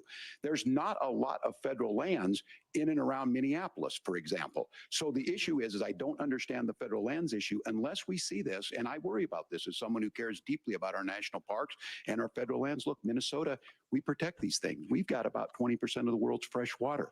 These lands protect. They're there for a reason. They belong to all of us. But again, this is when you view housing and you view these things as commodities. Like, there's a chance to make money here. Let's take this federal land and let's sell it to people for that. I think there's better ways to do this. We've seen it in Minnesota. We're able to refurbish some of these houses. We're able to make some investments. That gets people in. And I'm still on the fact on this. Economists, Senator Vance, you said you don't like the economists. Which economists are saying that it is immigrants that's adding to the cost? Governor, Where's your the study? time is up. But Senator, Ooh, they on cut that him off. point, I'd like for you to clarify. There are many contributing factors to high housing costs. What evidence do you have that migrants are part of this problem? Well, there's a Federal Reserve study that we're happy to share after the debate. We'll put it up on social media, actually, that really drills down on the connection between increased levels of migration, especially illegal immigration, and higher housing prices. Now, of course, Margaret, that's not the entire driver of higher housing prices. It's also the regulatory regime of Kamala Harris. Look, we are a country of builders. We're a country of doers. We're a country of explorers. But we increasingly have a federal administration that makes it harder to develop our our resources, makes it harder to build things, and wants to throw people in jail for not doing everything exactly as Kamala Harris says they have to do. And what that means is that you have a lot of people who would love to build homes who aren't able to build homes. I actually agree with Tim Walz. We should get out of this idea of housing as a commodity. But the thing that has most turned housing into a commodity is giving it away to millions upon millions of people who have no legal right to be here. Oof. What are the federal regulations? I deal with this as a governor. You can very quickly reply. I'm sorry. I get this as a You better governor, be and, sorry. and I don't necessarily disagree with that. That in some cases, many of those are local, many of them are state. I don't know which ones are federal, but I think whenever we talk regulations, people think they can get rid of them. I think you want to be able to get out of your house in a fire. I think you want to make sure that it's fireproof and those types of things. So which are the regulations? Because the vice president's not responsible for those. Congress writes those. Governor, thank you. Gentlemen, we have a lot to get to. You're passionate about the housing crisis, I can tell. But Nora? Thank you. One of the top problems facing Americans is the high cost of health care. Senator Vance, at the last presidential debate, former President Trump was asked about replacing the Affordable Care Act. In response, he said, "I have concepts of a plan." Since then, Senator, you've talked about changing how chronically ill Americans get health insurance. Can you explain how that would work? And can you guarantee that Americans with pre-existing conditions won't pay more? I'll give you 2 minutes. Well, of course, we're going to cover Americans with pre-existing conditions. In fact, a lot of my family members have gotten health care. I believe, members of my family actually got private health insurance, at least for the first time, switched off of Medicaid onto private insurance for the first time under Donald Trump's leadership. And I think that, a lot of people have criticized this concepts of a plan remark. It's very simple common sense. I think it's Tim Walz knows from 12 years in Congress. You're not going to propose a 900-page bill standing on a debate stage. It would bore everybody to tears, and it wouldn't actually mean anything because part of this is the give and take of bipartisan negotiation. Now, when Donald Trump was actually president, and again, he has a record to be proud of, prescription drugs fell in 2018 for the first time in a very long time. Under Kamala Harris's leadership, prescription drugs are up about 7%. Under Donald Trump's entire 4 years, they were up about 1.5%. He introduced pricing transparency. You think about healthcare, you go into a hospital, you try to buy something, and nobody knows what it actually costs. That price transparency will actually give American consumers a little bit more choice and will also drive down costs. And we talked about, the reinsurance regulations is what I was talking about. Look, Donald Trump has said that if we allow states to experiment a little bit on how to cover both the chronically ill, but the non-chronically ill, it's not just a plan. He actually implemented some of these regulations when he was president of the United States. And I think you can make a really good argument that it salvaged Obamacare, which was doing disastrously until Donald Trump came along. And I think this is an important point about President Trump. Of course, you don't have to agree with everything that President Trump has ever said or ever done. But when Obamacare was crushing under the weight of its own regulatory burden and healthcare costs, Donald Trump could have destroyed the program. Instead, he worked in a bipartisan way to ensure that Americans had access to affordable care. It's not perfect, of course, and there's so much more that we can do. But I think that Donald Trump has earned the right to put in place some better healthcare policies. He's earned it because he did it successfully the first time. Governor?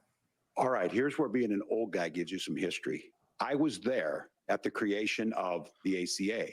And the reason it was so important is I come from a major healthcare state, home of the Mayo Clinic, home to Medical Alley, 3M, Medtronic, all of those. We understand healthcare. It's why we're ranked first on affordability and accessibility and quality of healthcare. And so what I know is under Kamala Harris, more people are covered than they have before. And those of you listening, this is critical to you.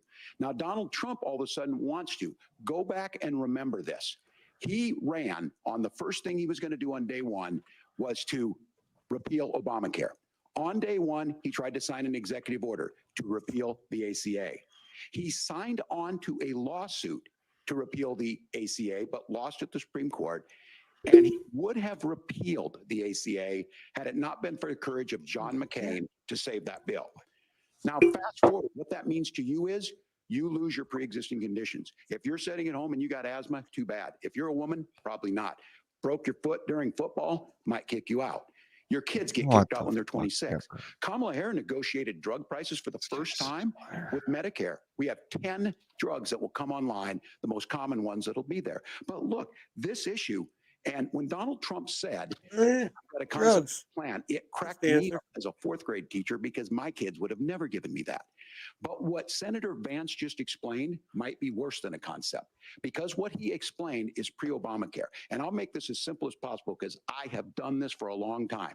What they're saying is, if you're healthy, why should you be paying more? So what they're going to do is let insurance companies pick who they insure, because guess what happens?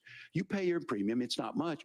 They figure they're not going to have to pay out The to you. Affordable Care Act freaking forces everybody to pay insurance companies. Shut You're your gonna get hole. kicked out of it. That's why the system didn't work. Kamala Harris will Blackmail. protect and enhance the ACA. Governor, thank you. Senator, you have not yet explained how you would protect people with pre-existing Pay conditions. or else. We're laid out That's that how plan. the ACA works. Currently have laws and regulations in place right now that protect people with pre-existing conditions. We want to keep those regulations in place, but we also want to make the health insurance Healthcare was more marketplace affordable before function the a little bit government better. and Now, what insurance Governor companies Walsh got. just said is actually not true. A lot of what happened and the reason that Obamacare was crushing under its own weight is that a lot of young and healthy people were leaving the exchanges. Donald Trump actually helped address that problem, and he did so in a way that preserved people's access to coverage who had pre-existing conditions. But again, something that these guys do is they make a lot of claims about if Donald Trump becomes president, all of these terrible consequences are going to ensue. But in reality, Donald Trump was president. Inflation was low. Take-home pay was higher, and he saved the very program from a Democratic administration that was collapsing and would have collapsed absent his leadership. He did his job, which is govern in a bipartisan way and get results, not just complain about problems, but actually solve them. Governor, did enrollment under the Affordable Care Act go up under the Trump administration? It's higher now that we've seen it go up. Look, people are using it. The system works. And the question about this of young people, whatever, that's the individual mandate piece of this. And Republicans fought tooth and nail saying, well, Americans should be free to do this. Well, then So what you happens think the is individual mandate's a good idea? you shrink. I think the idea of making sure the risk pool is broad enough to cover everyone, that's the only way insurance works. When it doesn't, it collapses. You are asking pre-ACA where we get people out. Look, people know He's all looks at that they need to be on health care.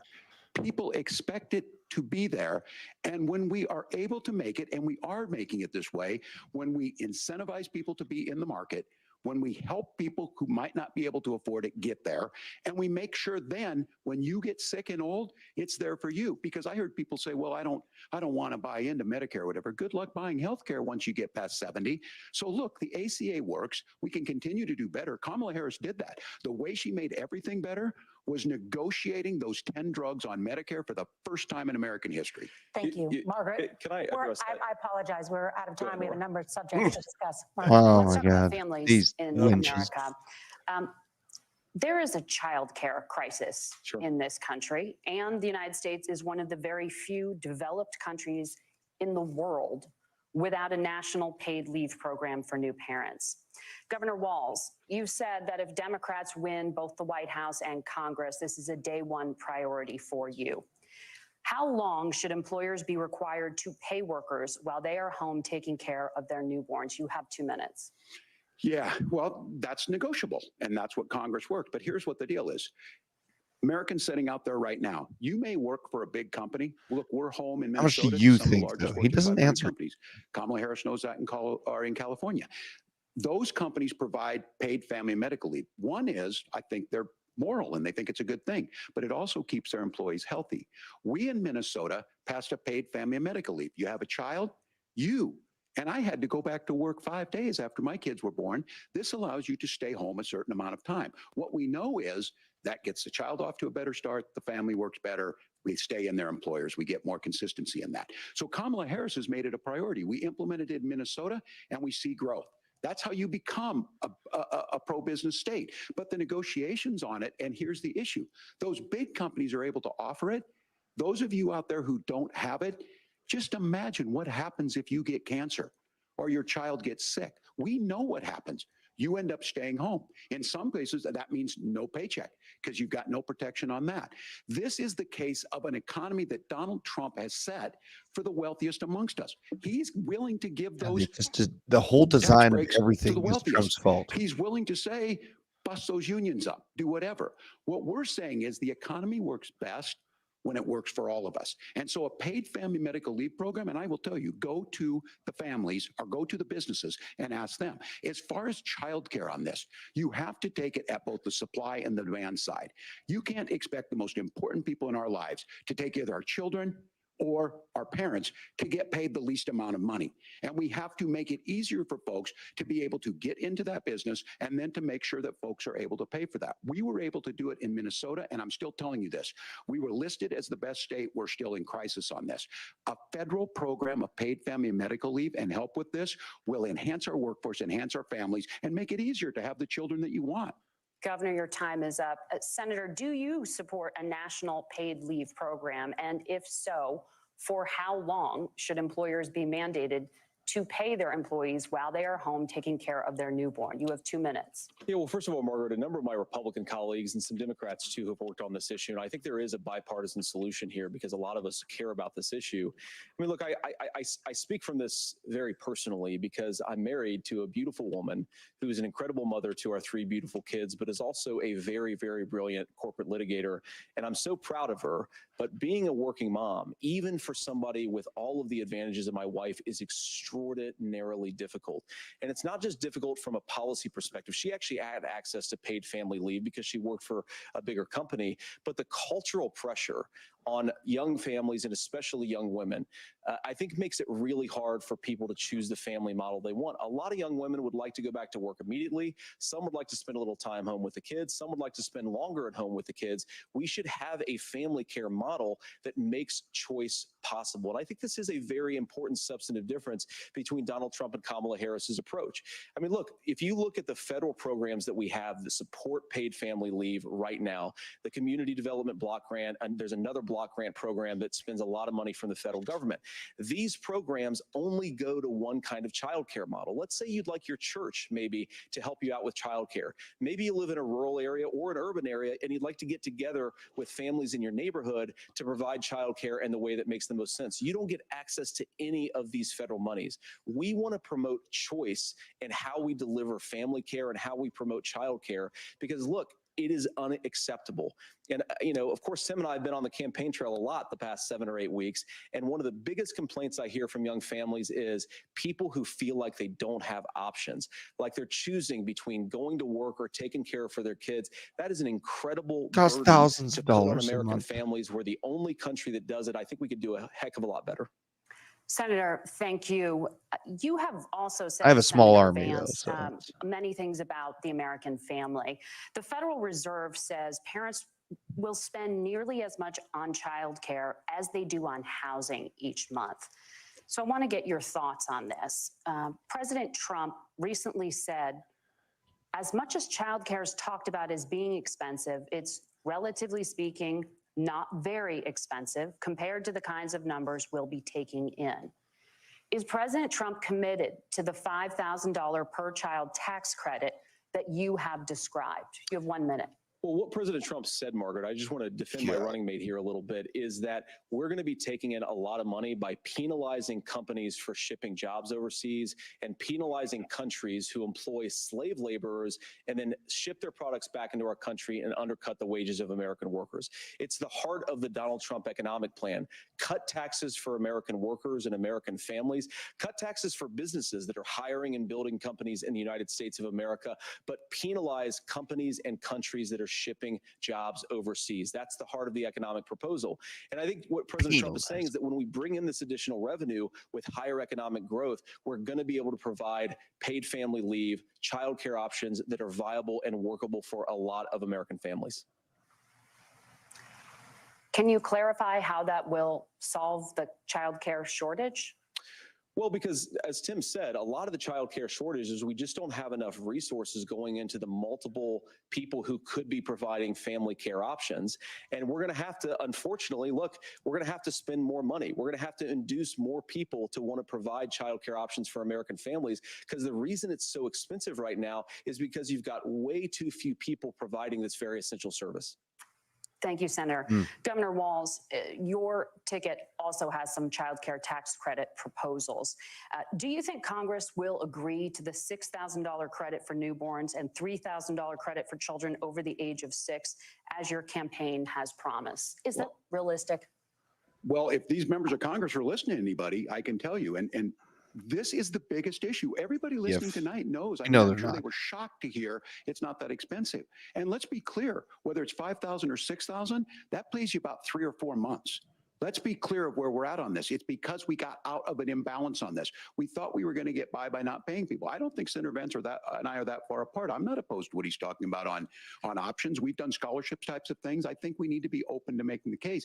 But the issue here is, the question you asked is, you're not going to pay for it with these tariffs. That's just adding another $4,000 on the family and taking less. So not only do they not get the money to pay for that, they're $4,000 in the hole. That's Wharton School. That's his alma mater. And so I think the issue here is, if those members of Congress, I can't believe they're not. When I go to businesses, sure, they'll talk about taxes sometime, but they will lead with childcare and they will lead with housing, because we know the problem is, especially in a state like Minnesota, we need more workers because our economy is growing, but we need the workforce. Governor, thank Oh, you. yeah. We need to move on. Nora? Let's talk Risk about scum, the state of hell democracy, yeah. the top issue Flat for tax, Americans after the get rid of the economy IRS. and inflation. Fucking After best the thing. 2020 election, President Trump's campaign and others filed 62 lawsuits contesting the results. Judges, including those appointed by President Trump and other Republican presidents, looked at the evidence and said there was no widespread fraud. The governors of every state in the nation, Republicans and Democrats, certified the 2020 election results and sent a legal slate of electors to Congress for January 6th. Senator Vance, you have said you would not have certified the last presidential election and would have asked the states to submit alternative electors. That has been called unconstitutional and illegal. Would you again seek to challenge this year's election results, even if every governor certifies the results? I'll give you 2 minutes. Well, Nora, first of all, I think that we're focused on the future. We need to figure out how to solve the inflation crisis caused by Kamala Harris's policies, make housing affordable, make groceries affordable, and that's what we're focused on. But I want to answer your question because you did ask it. Look, what President Trump has said is that there were problems in 2020, and my own belief is that we should fight about those issues, debate those issues peacefully in the public square. And that's all I've said. And that's all that Donald Trump has said. Remember, he said that on January the 6th, the protesters ought to protest peacefully. And on January the 20th, what happened? Joe Biden became the president. Donald Trump left the White House. And now, of course, unfortunately, we have all of the negative policies that have come from the Harris-Biden administration. I believe that we actually do have a threat to democracy in this country, but unfortunately, it's not the threat to democracy that Kamala Harris and Tim Walz want to talk about. It is the threat of censorship. It's Americans casting aside lifelong friendships because of disagreements over politics. It's big technology companies silencing their fellow citizens. And it's Kamala Harris saying that rather than debate and persuade her fellow Americans, she'd like to censor people who engage in misinformation. I think that is a much bigger threat to democracy than anything that we've seen in this country in the last 4 years, in the last 40 years. Now, I'm really proud, especially given that I was raised by 2 lifelong blue-collar Democrats, to have the endorsement of Bobby Kennedy Jr. and Tulsi Gabbard, lifelong leaders in the Democratic coalition. And of course, they don't agree with me and Donald Trump on every issue. We don't have to agree on every issue, but we're united behind a basic American First Amendment principle that we ought to debate our differences. We ought to argue about them. We ought to try to persuade our fellow Americans. Kamala Harris is engaged in censorship at an industrial scale. She did it during COVID. She's done it over a number of other issues. And that, to me, is a much bigger threat to democracy than what Donald Trump said when he said that protesters should peacefully protest on January the 6th. Governor? Well, I've enjoyed tonight's debate, and I think there was a lot of commonality here. And I'm sympathetic to misspeaking on things, and I think I might have with the senator. But me too, man. There's one though that this one is troubling to me, and I say that because I think we need to tell the story. Donald Trump refused to acknowledge this, and the fact is that I don't think we can be the frog in the pot and let the boiling water go up. He was very clear. I mean, he lost this election, and he said he didn't. 140 police officers were beaten at the Capitol that day. Some with the American flag, several later died. And it wasn't just in there. And There was not several that later died. Capitol grounds in St. Paul and said, we're marching to the governor's residence and there may be casualties. The only person there was my son and his dog, who was rushed out crying by state police. That issue and Mike Pence standing there as they were chanting, hang Mike Pence. The only person that died was a protester. Senator, it was adjudicated over and over and over. I worked with kids long enough to know, and I said as a football coach, sometimes you really want to win, but the democracy is bigger than winning an election. You shake hands, and then you try and do everything you can to help the other side win. That's what was at stake here. Now, the thing I'm most concerned about is the idea that imprisoning your political opponents, already laying the groundwork. Your party is literally trying to do that right now. Words matter.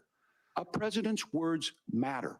People hear that. So I think this issue of settling our differences at the ballot box, shaking hands when we lose, being honest about it, but to deny what happened on January 6th, the first time in American history that a president or anyone tried to overturn a fair election and the peaceful transfer of power. And here we are 4 years later in the same boat. I will tell you this, that when this is over, we need to shake hands this election, and the winner needs to be the winner. This has got to stop. It's tearing our country apart. Margaret? Senator Vance, did you want to respond to that? Yeah, well, look, Tim, first of all, it's really rich for Democratic leaders to say that Donald Trump is a unique threat to democracy when he peacefully gave over power on January the 20th, as we have done for 250 years in this country. We are going to shake hands after this debate and after this election. And of course, I hope that we win, and I think we're going to win. But if Tim Walz is the next vice president, he'll have my prayers, he'll have my best wishes, and he'll have my help whenever he wants it. But we have to remember that for years in this country, Democrats protested the results of elections. Hillary Clinton in 2016 said that Donald Trump had the election stolen by Vladimir Putin because the Russians bought like $500,000 worth of Facebook ads. This has been going on for a long time. And if we want to say that we need to respect the results of the election, I'm on board. But if we want to say, as Tim Walz is saying, that this is just a problem, What is Tim reading? I don't buy that. Governor. January 6th was not Facebook ads. And I think a revisionist history on this. Look, I don't understand how we got to this point. But the issue was that happened. Donald Trump can do it. And all of us say there's no place for this. It has massive repercussions.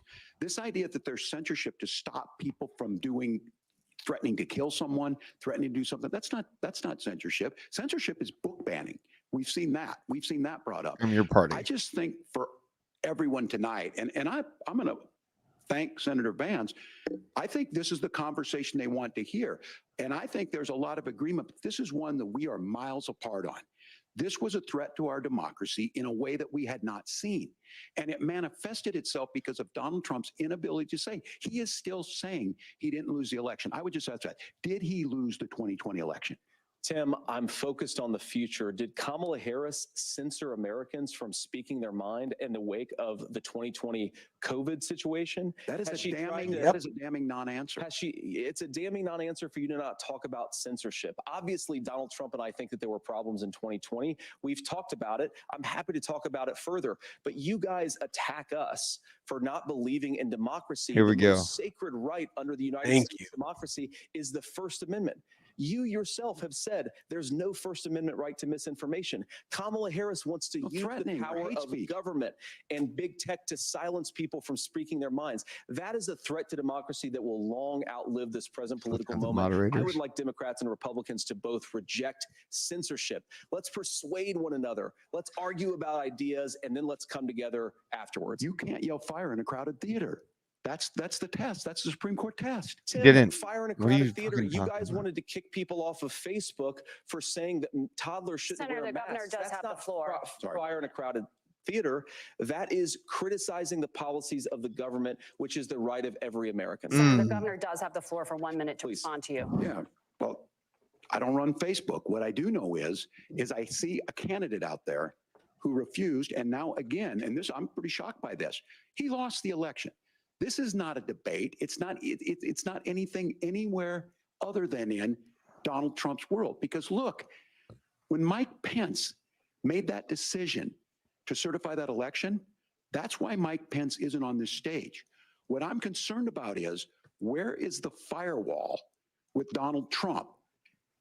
Where is the firewall if he knows he could do anything, including taking an election, and his vice president's not going to stand to it? That's what we're asking you, America. Will you stand up? Will you keep your oath of office, even if the president doesn't? And I think Kamala Harris would agree. She wouldn't have picked me if she didn't think I would do that, because of course that's what we would do. So America, I think you've got a really clear choice on this election of who's going to honor that democracy and who's going to honor Donald Trump. Governor, your time is up. Thank you, gentlemen. We will be right back with both of our candidates. The CBS News Vice. God damn, this is awesome. I mean, this is juicy. It's really I good. like this. Yeah. Man, just so, I mean, and it's interesting how they're like being pretty cordial with each other. I do like it. Yeah, dude. I appreciate it. Another thing I like is this. I love it. I'm not leaving. I don't know. Back. When should I cut this thing off? Maybe I'll let's see here. Dude, on the hourly, like my top 5 bags, Aerodrome, Casper, and Flare are doing the best. Yeah. Hilarious. Casper's alive? Dude, He's not a Casper's been doing really well, actually. Okay. Okay. No, it's like on the weekly, it's just shy of being in the green. Like Aero is one of the few that's in the green. Layer 0 is in the green, Yeah, Layer and Zero. Velodrome is in the green. Other than that, everything is deep in the red on the week. This thing's gonna run into some turbulence here at 62K. It looks like, I don't know, just in the shorter term here. Let's check out CoinMarketCap. It's kind of fun seeing the markets pump back up. Here's the Aerodrome. Auto populates for me because it's my baby. Oh yeah. Oh, dude, I have Yeah. so much freaking Aerodrome. This is good looking right here. Ondo, Aerodrome, and DAG and Casper are my largest holdings. Mantra. There you go, Nick. Yeah, Mantra Ohm move. looking pretty good. I like Ohm. I'm actually up like a lot. I kind of dipped back into meme coins for a second. Did you? Yeah, and I've Oh, been shit. doing pretty good on that. So we'll see. All right then. I'm All right, so what then. I'm doing is I'm camping on a bunch of Moodang whale wallets, and I'm seeing where they move next. That's a reasonable do. That's a reasonable take. XRP didn't get much out of this ETF news yet. Shocker. Absolutely shocking. Who I'm could have possibly surprised. seen this coming? I'm really The, surprised. the majority of my XRP is now in the pre-IPO. And and that's Ripple, not XRP. Right. It's Ripple. Well, and that's off of Hobus's Yeah. advice. Yeah, Ripple is a good grab, dude. Ripple is a good grab. And I know I say my anger towards XRP in a difficult manner, but I know. think XRP might have touched you in your naughty place. it did. I It touched me in my honestly- pocketbook. It touched me in my pocketbook for 5-6 years. So yeah, I got some, and I'm gonna spend every weekend being the player hater of the year against ISO tokens. Dude, That you is need my to, you new need to goal. get like a furry hat and Yeah. like one of the fur coats and do like the haters ball Yeah. on XRP. Yeah. Here it That's is. what you need to do. What hasn't been said about XRP that hasn't already been said about Afghanistan? Bombed out. Honestly, though, I'll tell you. There I'm he going to be goes, defend 100% honest with you. Oh my god! Like, Just never stop. All through the bear, I was buying XRP at like 30 some odd cents. Mm. And it's been what's given me dry powder to feed into DAG, feed into Arrow, It's feed the into stable all these coin other we things. all never knew we needed. It really is. Exactly. But see, I only got in, like, you got in a lot earlier. You and Nick and a lot of other people got in a lot earlier. I got in at the end of the last bull. Like, my Yeah. first exposure to crypto was sheep. Yeah. And I got out by the skin of my teeth on sheep. And into the bull, I started listening to Good Morning Crypto and a bunch of those that like are always talking about XRP Hmm. and the ISO tokens.